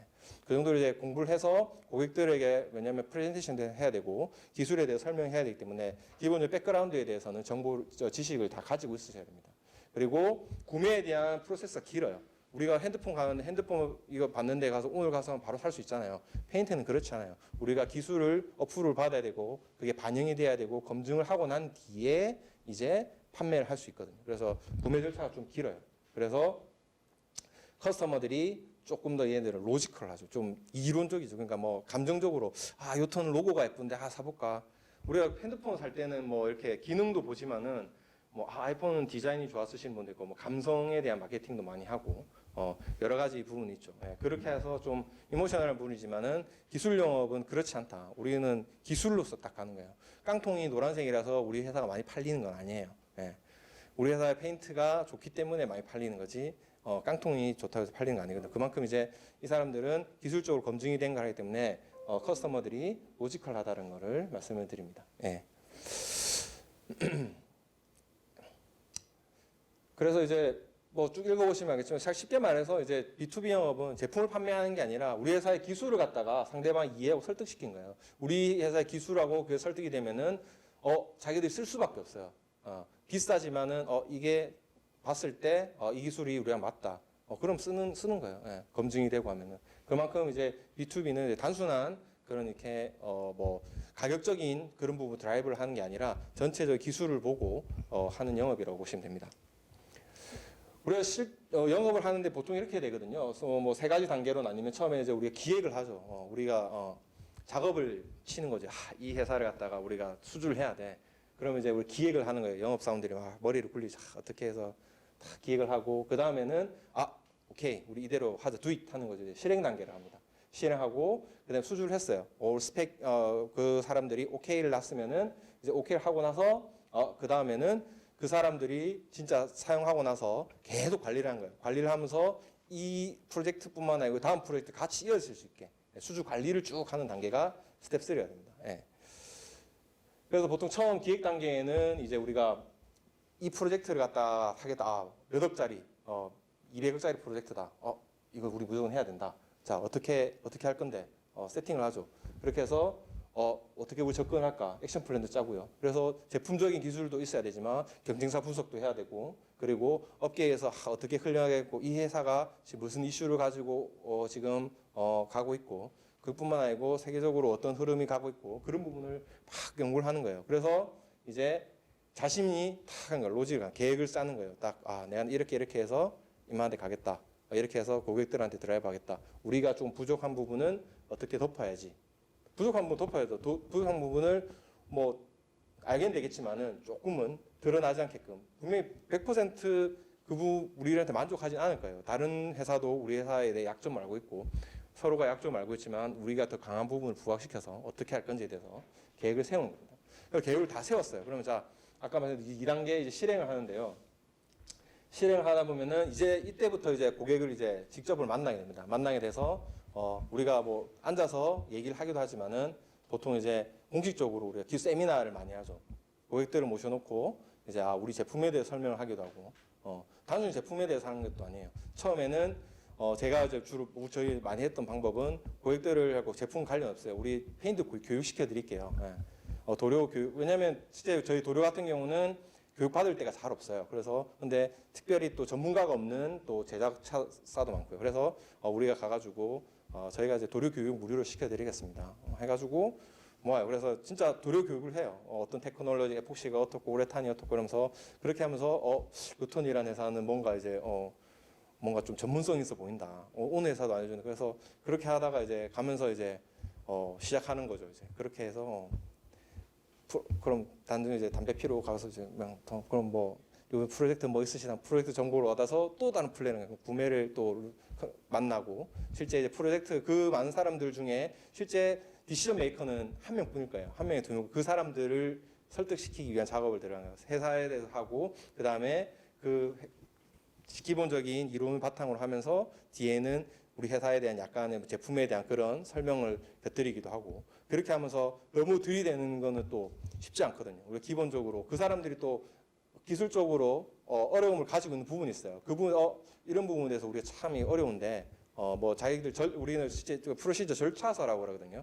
뭔가 이제 플랜트를 만들거나 배를 선박을 만들 때 그 아이템을 반영하기 위해서 절차서라는 게 이런 테크놀로지를 이용해서 이거를 작업을 해라는 절차서가 있어요. 근데 그게 너무 올드한 버전이면은 그것도 트렌드가 있기 때문에 업데이트 시키기 위한 여러 가지 제도 스터디가 필요해요. 근데 그 사람들은 잘 모르거든요. 그럼 대신 우리가 절차서를 검토해 주기도 하고 그리고 프레젠테이션 하면서 서로 디스커션 하면서 뭐가 잘못되어 있는지 그 사람들에게 또 정보를 주기도 하면서 우리가 기술적으로 이제 영업을 하는 겁니다. 이만큼 요턴에는 도료에 대해서 전문가들이 많다라는 걸 알려주는 거죠. 그렇게 하고 이제 우리가 제품을 가지고 드라이브를 하고 그 다음에 미팅을 하고 또 그런 식으로 이제 나가는 거죠. 그래서 이렇게 하다 보면 영업사원들은 실제 말을 좀 잘 해야 돼요. 말을 좀 잘 해야 되고 프레젠테이션 하는 스킬도 좀 좋아야 되고요.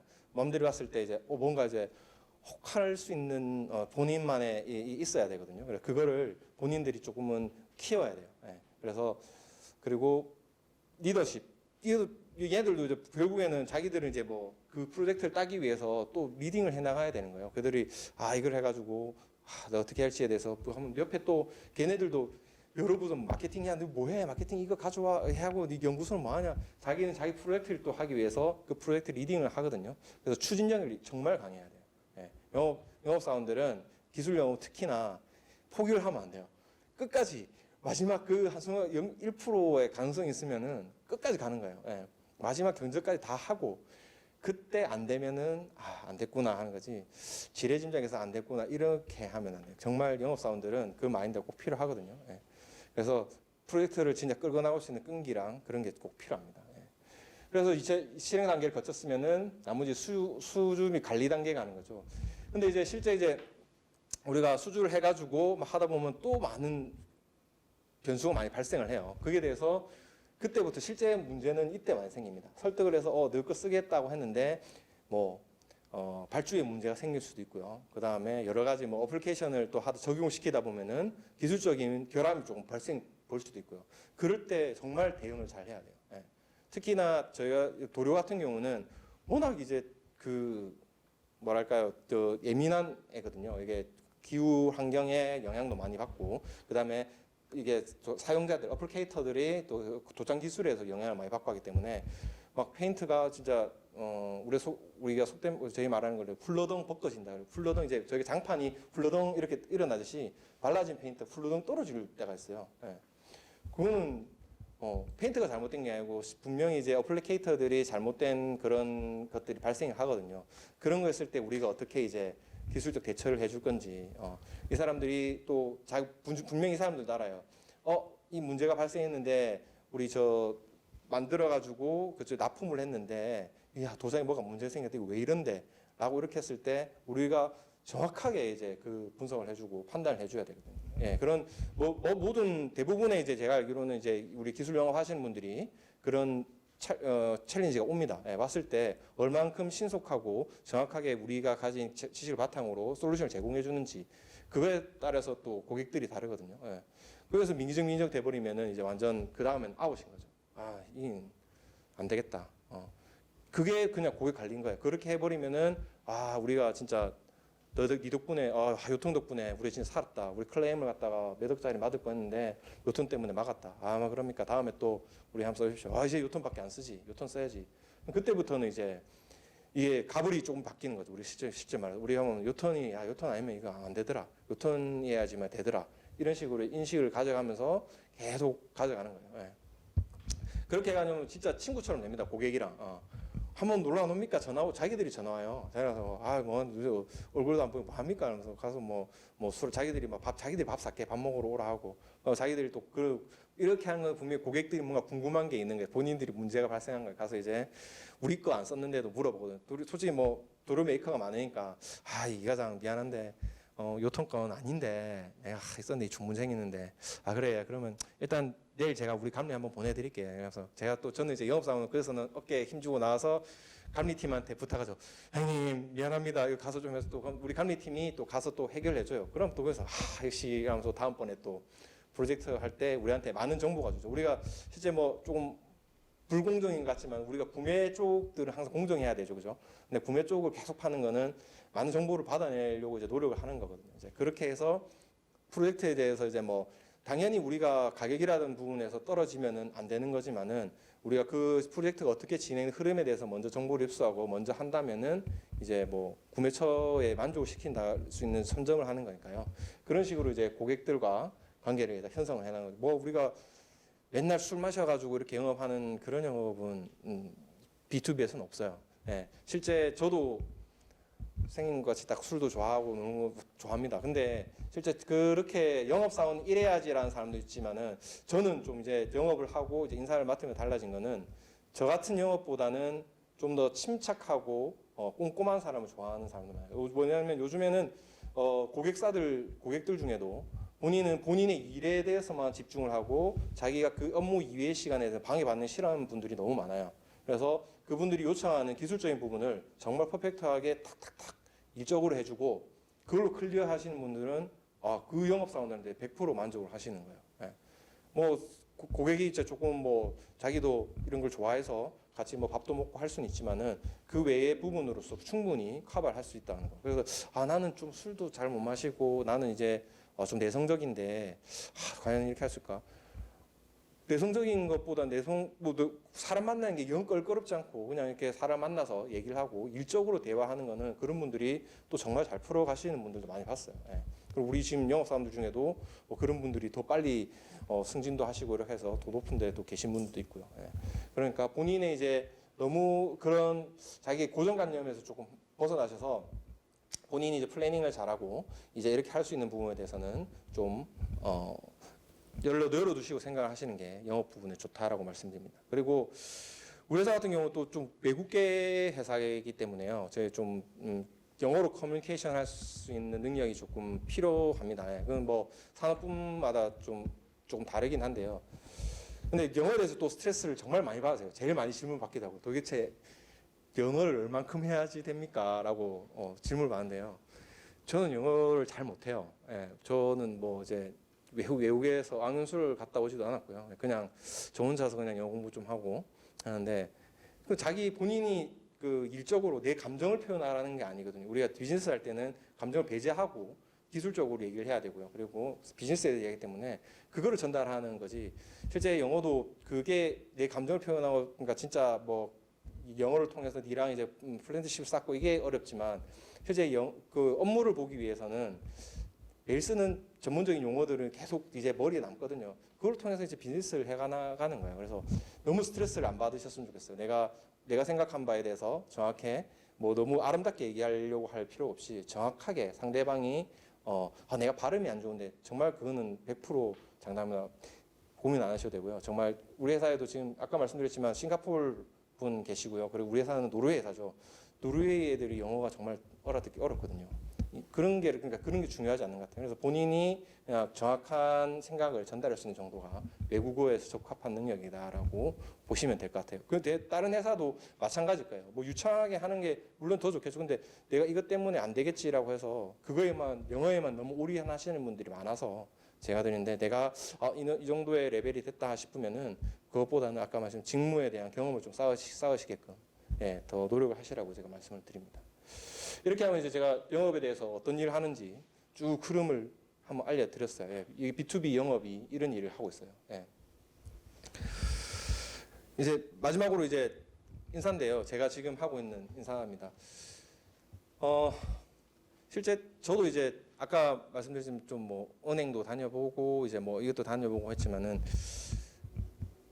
여러분들도 이제 직무를 선택을 할 때 이제 본인이 가고 싶어하는 방향 좀 잘 선택하셔서 하셔야 중요해요. 저도 이제 은행 그때만 해도 은행이 최고 직장이었어요. 제가 취업했을 때만 해도 지금도 연봉 세잖아요, 그죠? 저 때도 연봉이 셌거든요. 그때 하면서 정말 저도 자격증이 금융자격증이 4개인가 되고 예, 뭐 그래요. 근데 그거를 업고 내가 그만둔다고 했을 때 부모님들이 이제 막 대노하시고 그러셨던 기억이 나는데 그래도 이제 제가 인사 쪽 일을 하고 싶다라고 생각했었어요. 그래서 대학원을 갔었고, 근데 실제 처음은 이제 인사 쪽 일을 못했고, 우리 회사의 인사팀을 실제 저는 지원을 해다 떨어졌었고요. 예, 떨어져서 이제 다른 부서로 이제 취업 다 붙어서 들어갔었고, 근데 결국에는 돌고 돌아서 제가 지금은 인사 일을 하고 있어서 조금 행복한데 여러분은 이제 방향 설정을 잘 하셔서 그 커리어 패스를 잘 하시면 충분히 단축이 돼요. 저는 이제 직장 생활한 지가 벌써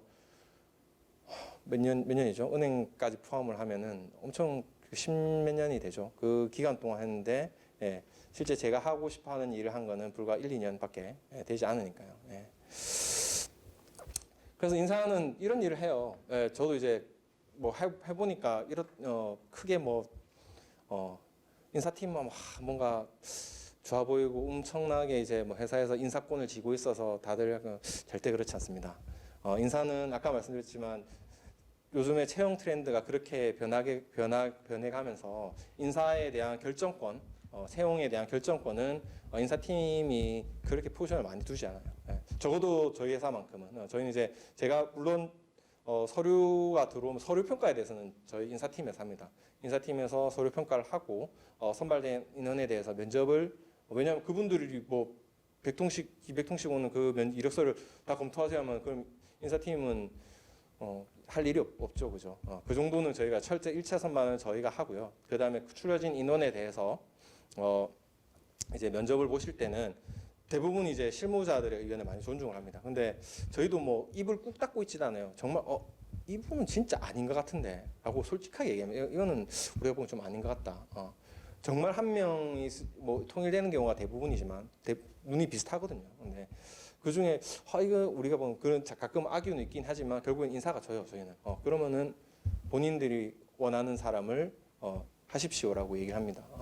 우리가 괜찮다고 하는 사람 했다가 나중에 봐라 하는데 안 좋잖아라고 얘기하는 게 두렵기도 하고요. 본인이 봤기 때문에 본인들이 적절히 평가를 했을 거라고 믿습니다.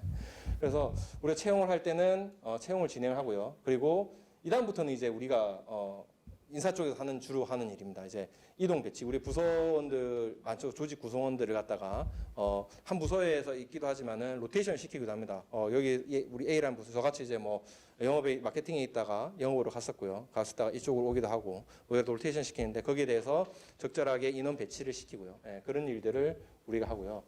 그다음에 중요한 게 교육 훈련 부분이 제일 중요하죠. 이제는 채용을 했다. 채용을 하고 나서는 이제 이 사람에 대해서 기본적인 역량을 디벨롭 시켜주고 하는 거는 이제 인사팀에서 하는 일입니다. 어떻게 이제 이 트렌드는 솔직히 올해 우리가 HRD라고 부르는데 디벨롭먼트에 대해서는 되게 오래 전부터 계속 강조가 되고 있었어요. 그래서 우리 교육 훈련에 대해서는 이제 인사팀이 가장 많이 신경을 쓰고 그리고 특히나 뭐 우리가 능력 개발을 위한 훈련들도 많지만 그 외에 이제 필수 교육들이 상당히 많습니다. 법정으로 정해진 여러 교육들. 나중에 직장생활 하게 되시면은 온라인 이런 것도 엄청 많이 들으셔야 되고요. 막 귀찮은 일들이 많아요. 그런 거에 대해서 일일이 들어라, 안 들었나, 왜 안 들었냐. 왜냐하면 그런 거면 다 국가에서 지정한 법정 교육을 안 했을 때는 페널티가 들어오거든요. 그래서 하나하나에 대한 인원에 대해서 다 관리를 해야 되고요. 그리고 평가를 하죠. 우리가 승급 승진에 대해서 이제 평가를 하게 되는데 회사에는 이제 우리가 연간 목표 계획을 세우고 그 개개인들마다 가진 이제 KPI를 가지게 됩니다. 키 퍼포먼스 인디케이터라는 그거에 따라서 이제 본인이 이제 내가 올해 이만큼 하겠다 연초에 그 지정을 하면은 그거에 대해서 얼만큼 연말까지 해냈는지 대해서 가서 우리 평가를 해요. 공정하게. 그래서 평가가 하고 그게 맞춰서 우리가 보상이 이루어져야 되겠죠. 이 평가가 뭐 난 열심히 일했는데 보상이 안 오면은 사람들이 완전 디모티베이션 돼서 조직이 순식간에 무너지거든요. 그래서 그렇다고 해서 뭐 다 올려줄 수는 없어요. 다 올려줄 수는 없지만은 우리가 여러 가지 부분으로 이제 모티베이션 시킵니다. 여기 있는 이제 급여가 될 수도 있고요. 그리고 승진 승급이 될 수도 있어요. 왜냐하면 이제 사람들은 좀 다들 이제 다르거든요. 나는 돈이 우선이야. 나는 뭐 필요 없다. 나는 뭐 승진하고 이런 거 필요 없고 그냥 연봉만 쭉쭉 올랐으면 좋겠다라고 하시는 분이 있는 반면에 어떤 분들은 나는 뭐 연봉은 조금씩 올라도 그래도 빨리 과장 달고 팀장 달고 뭔가 이제 자기는 이제 그렇게 하고 싶으신 분들도 있어요. 그래서 그런 분들을 니즈를 잘 파악을 해야 돼요. 근데 그게 조금 단계가 있거든요. 연봉이 하다 이제는 좀 나도 타이틀을 좀 바꾸고 싶을 때가 있고 올려줘야 되고 근데 또 무턱대고 때가 됐으니 올려준다. 그런 거는 이제는 없어요. 저희도 이제 뭐 연공제는 아니거든요. 연공서열제는 아니거든요. 저희도 뭐 대기 특진도 많고요. 저희는 지금 저희 회사에는 지금 임원으로 계신 분들이 다 젊으신 40대 임원분들이 2분이나 계시고요. 예. 그리고 30대 부장도 있고. 예. 그렇죠. 예. 다양합니다. 아무튼 그런 부분에 대해서 자기 퍼포먼스에 대해서 정확히 이제 우리는 이제 보상을 해주는 게 중요합니다. 그게 잘못됐을 경우에는 인사에서 제일 두려워하는 턴오버, 이직이 발생을 하죠. 예. 우수한 인재를 밖으로 내보내는 순간 정말 이거는 인사 욕을 먹어요, 진짜. 왜냐하면 부서에서는 열심히 얘를 갖다가 케어하려고 했는데 보상을 그를 못해서 나간다 했을 때는 인사에서 정말 타격이 크겠죠, 그죠? 그리고 회사 전체 입장에서도 우리가 디벨롭 케어 가야 되는 인재인데 뺏기면은 안 되니까 그렇게 하기 위해서 여러 가지 이제 이 사람에게 로열티를 심어주기 위해서 그런 부분을 많이 합니다. 예. 그리고 그 다음에는 이제 퇴직인데요. 우리가 이제 영원할 수는 없어요. 왔다가 가시기도 하고요. 우리가 뭐 또 나이가 차서 이제 정년퇴직을 하시기도 하고 중간에 가시기도 하고 한데 뭐 이제 잘 헤어져야 됩니다. 헤어지는 것도 중요하고요. 특히나 요즘같이 뭐 한 회사에서는 좋은 인재를 계속 잡아두고 싶지만 요즘 이직이 워낙 많습니다. 본인이 능력이 좋으면은 더 좋은 회사로 가실 기회도 많으시고요.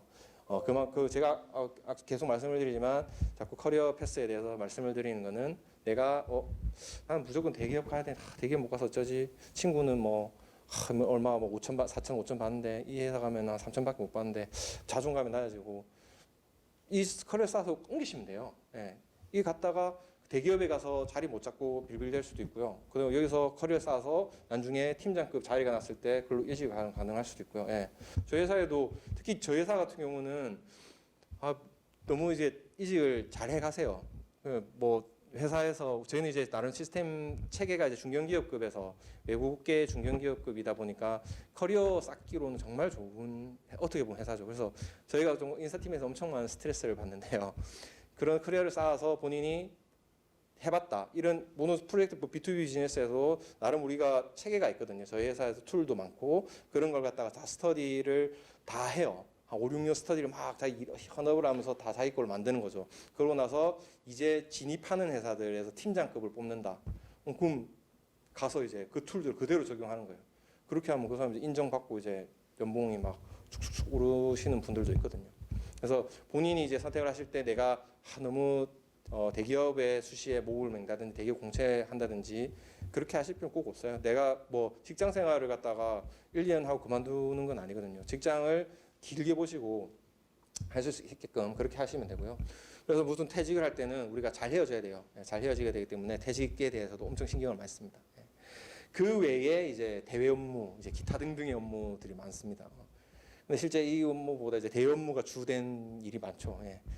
인사 쪽에는 되게 좀 사람을 관리하고 하는 포인트가 많거든요, 생각보다. 또 저희는 외국계 기업이다 보니 비자 관련 업무도 제가 다 보고 있고 여러 가지 업무를 보는데 그런 기타 대외 업무들도 특히 뭐 우리가 대외적으로 홍보에 대해서 만약 기사가 나가거나 이런 게 나간다고 했을 때 마케팅에서 리딩을 하지만 그 외에 관련 회사에 관련된 기사라든지 행사에 대해 관련된 기사 나갈 때는 우리 HR에서 인사에서 그런 걸 조율해서 나가도 된다 말했는데 왜냐하면 회사의 이미지하고 브랜드업을 시키는 그런 단순한 커머셜적인 부분이 아니기 때문에 회사의 그냥 전체 이미지하고 관련되기 때문에 뉴스라든지 이런 모든 부분에 대해서는 HR에서 관리를 한다고 보시면 됩니다.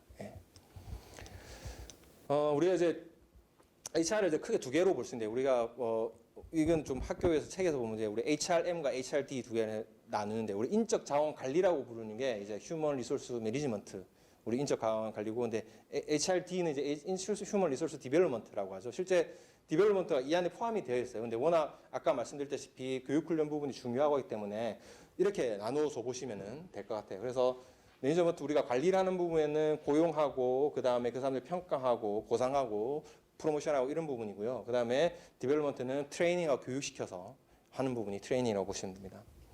그래서 인사 관리는 이제 우리가 기획을 하는 거죠. 저희도 계획은 있어야 돼요. 아까 말씀드렸다시피 채용도 우리가 연간 계획도 세우고요. 물론 이제 워낙 이제 엎치락뒤치락하고 사람이 들어가고 나가는 거에 대해서 우리도 예측을 할 수 없기 때문에 하기지만 그래도 저희도 연간은 예산을 잡고 교육에 대해서 플랜을 세우고 기획을 합니다. 그래서 사람들이 어떻게 이동을 하고 부서가 어떻게 통폐합도 하고요. 좀 더 이피션시를 높이기 위해서 기존에 있는 보고 체계를 간소화하기 위해서 부서 두 개를 합쳐버리기도 하고 쪼개기도 하고요. 또 비즈니스에 따라서 뭐 또 넣기도 하고 그런 여러 가지 일들 하는 게 이제 인사 기획 업무고요.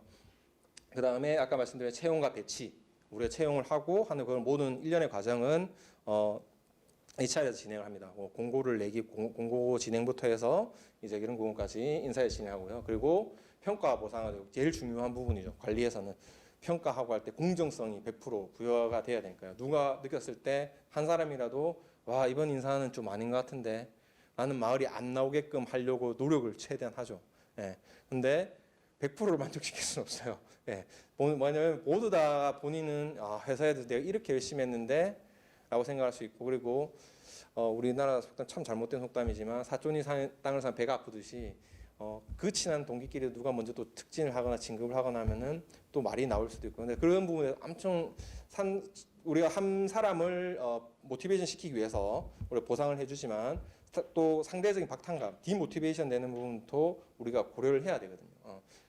예상을 하고 이 사람을 만약에 승진시켰을 때 옆에 동기끼리 있으면 그 중에서도 모두 다 같이 올라갈 수는 없어요. 예, 조직은 항상 이렇게 조금 피라미드식으로 올라가다 보니까 동인이 승진하면 옆에 있는 이 많이 좀 할 건데 이걸 어떻게 하지? 여러 부분으로 또 우리가 또 그 사람의 또 업적에 대해서 또 평가를 해주고요. 예.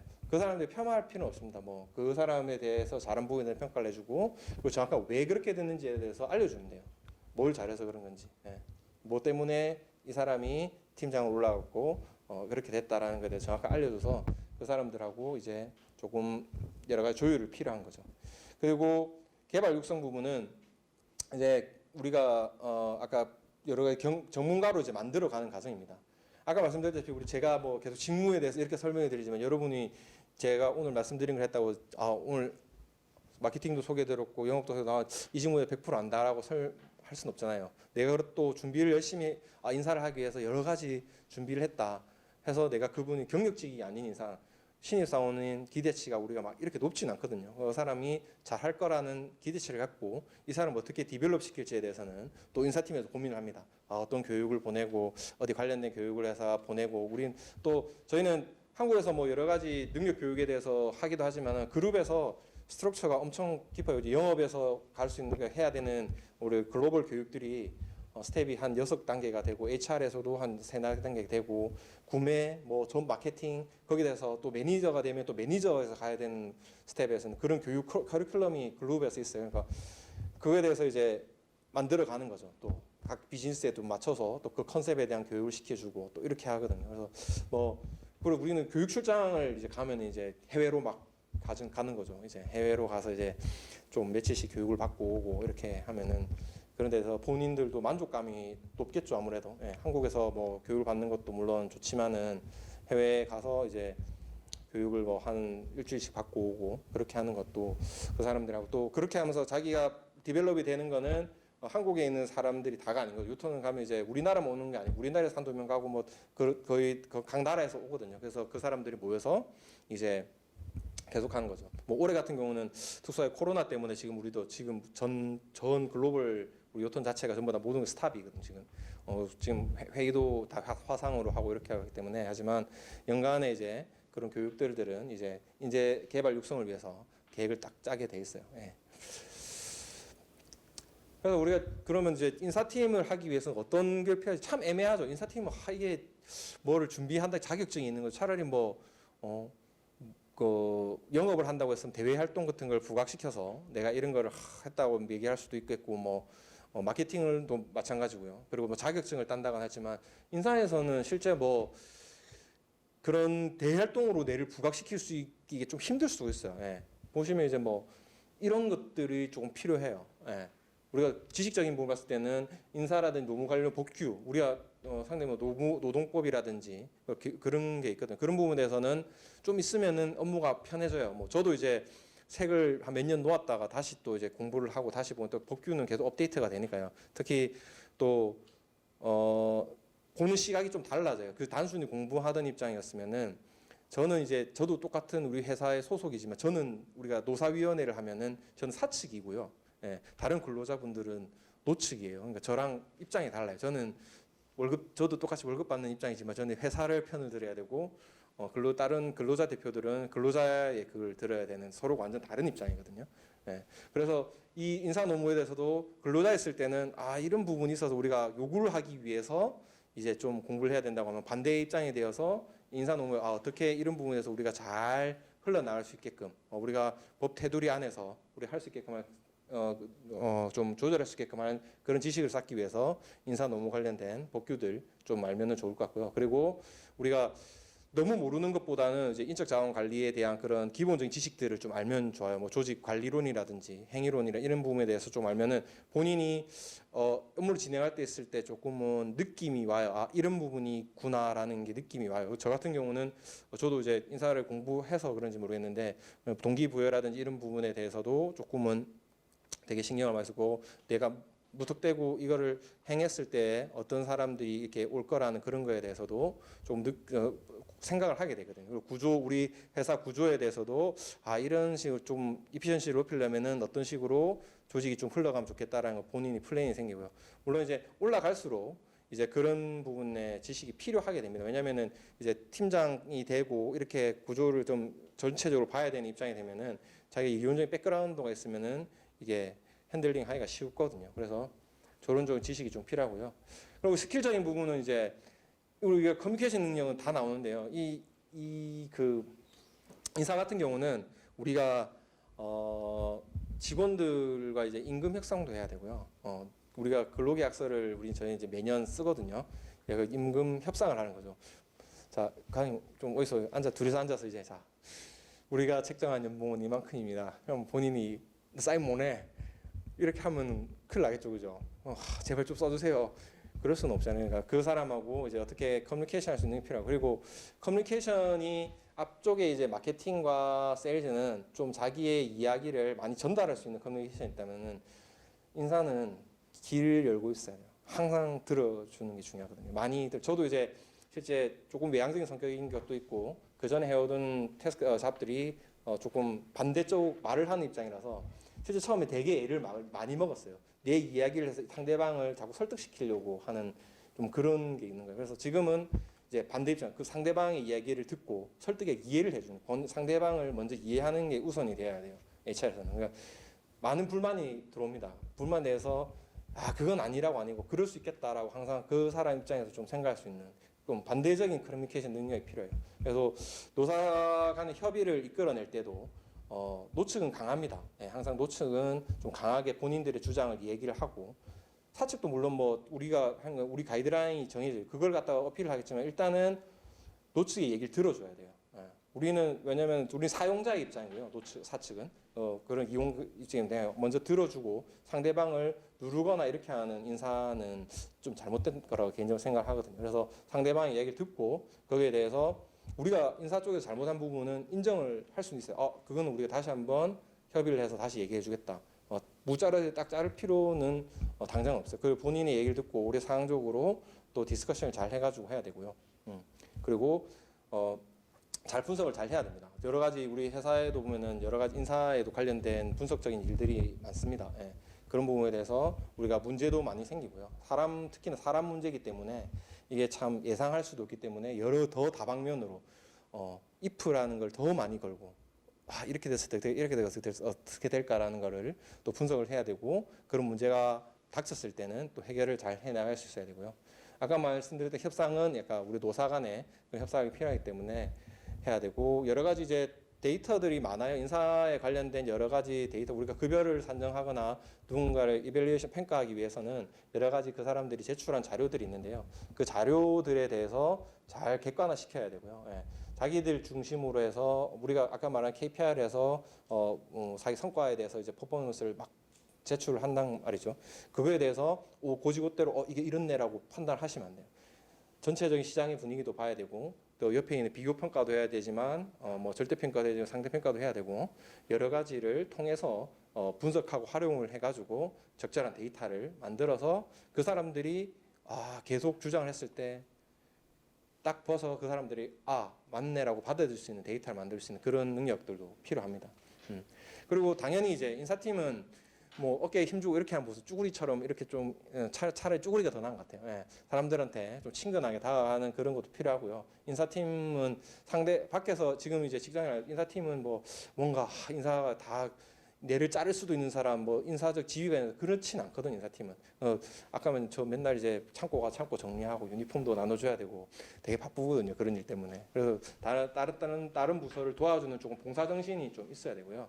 무엇보다도 인사팀이 가장 중요한 거는 이거 하나로 잘 끝납니다. 공정해야 됩니다. 예.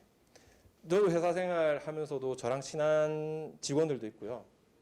뭐 저랑 이제 뭐 조금은 관계가 껄끄러운 사람들도 있죠. 예. 뭐 일을 하다 보니까 이제 껄끄러진 사람도 있지만은 껄끄러진 사람은 뭐 무조건 승진해서 누락시키고 나랑 친한 사람은 잘 봐가지고 이렇게 하고 이렇게 하는 건 안 되겠죠. 그리고 채용을 했을 때 내 후배인데 내 동료대학교 후배가 왔네. 이게 뭐 뽑아줘야 되겠네. 그렇게는 안 돼요. 예.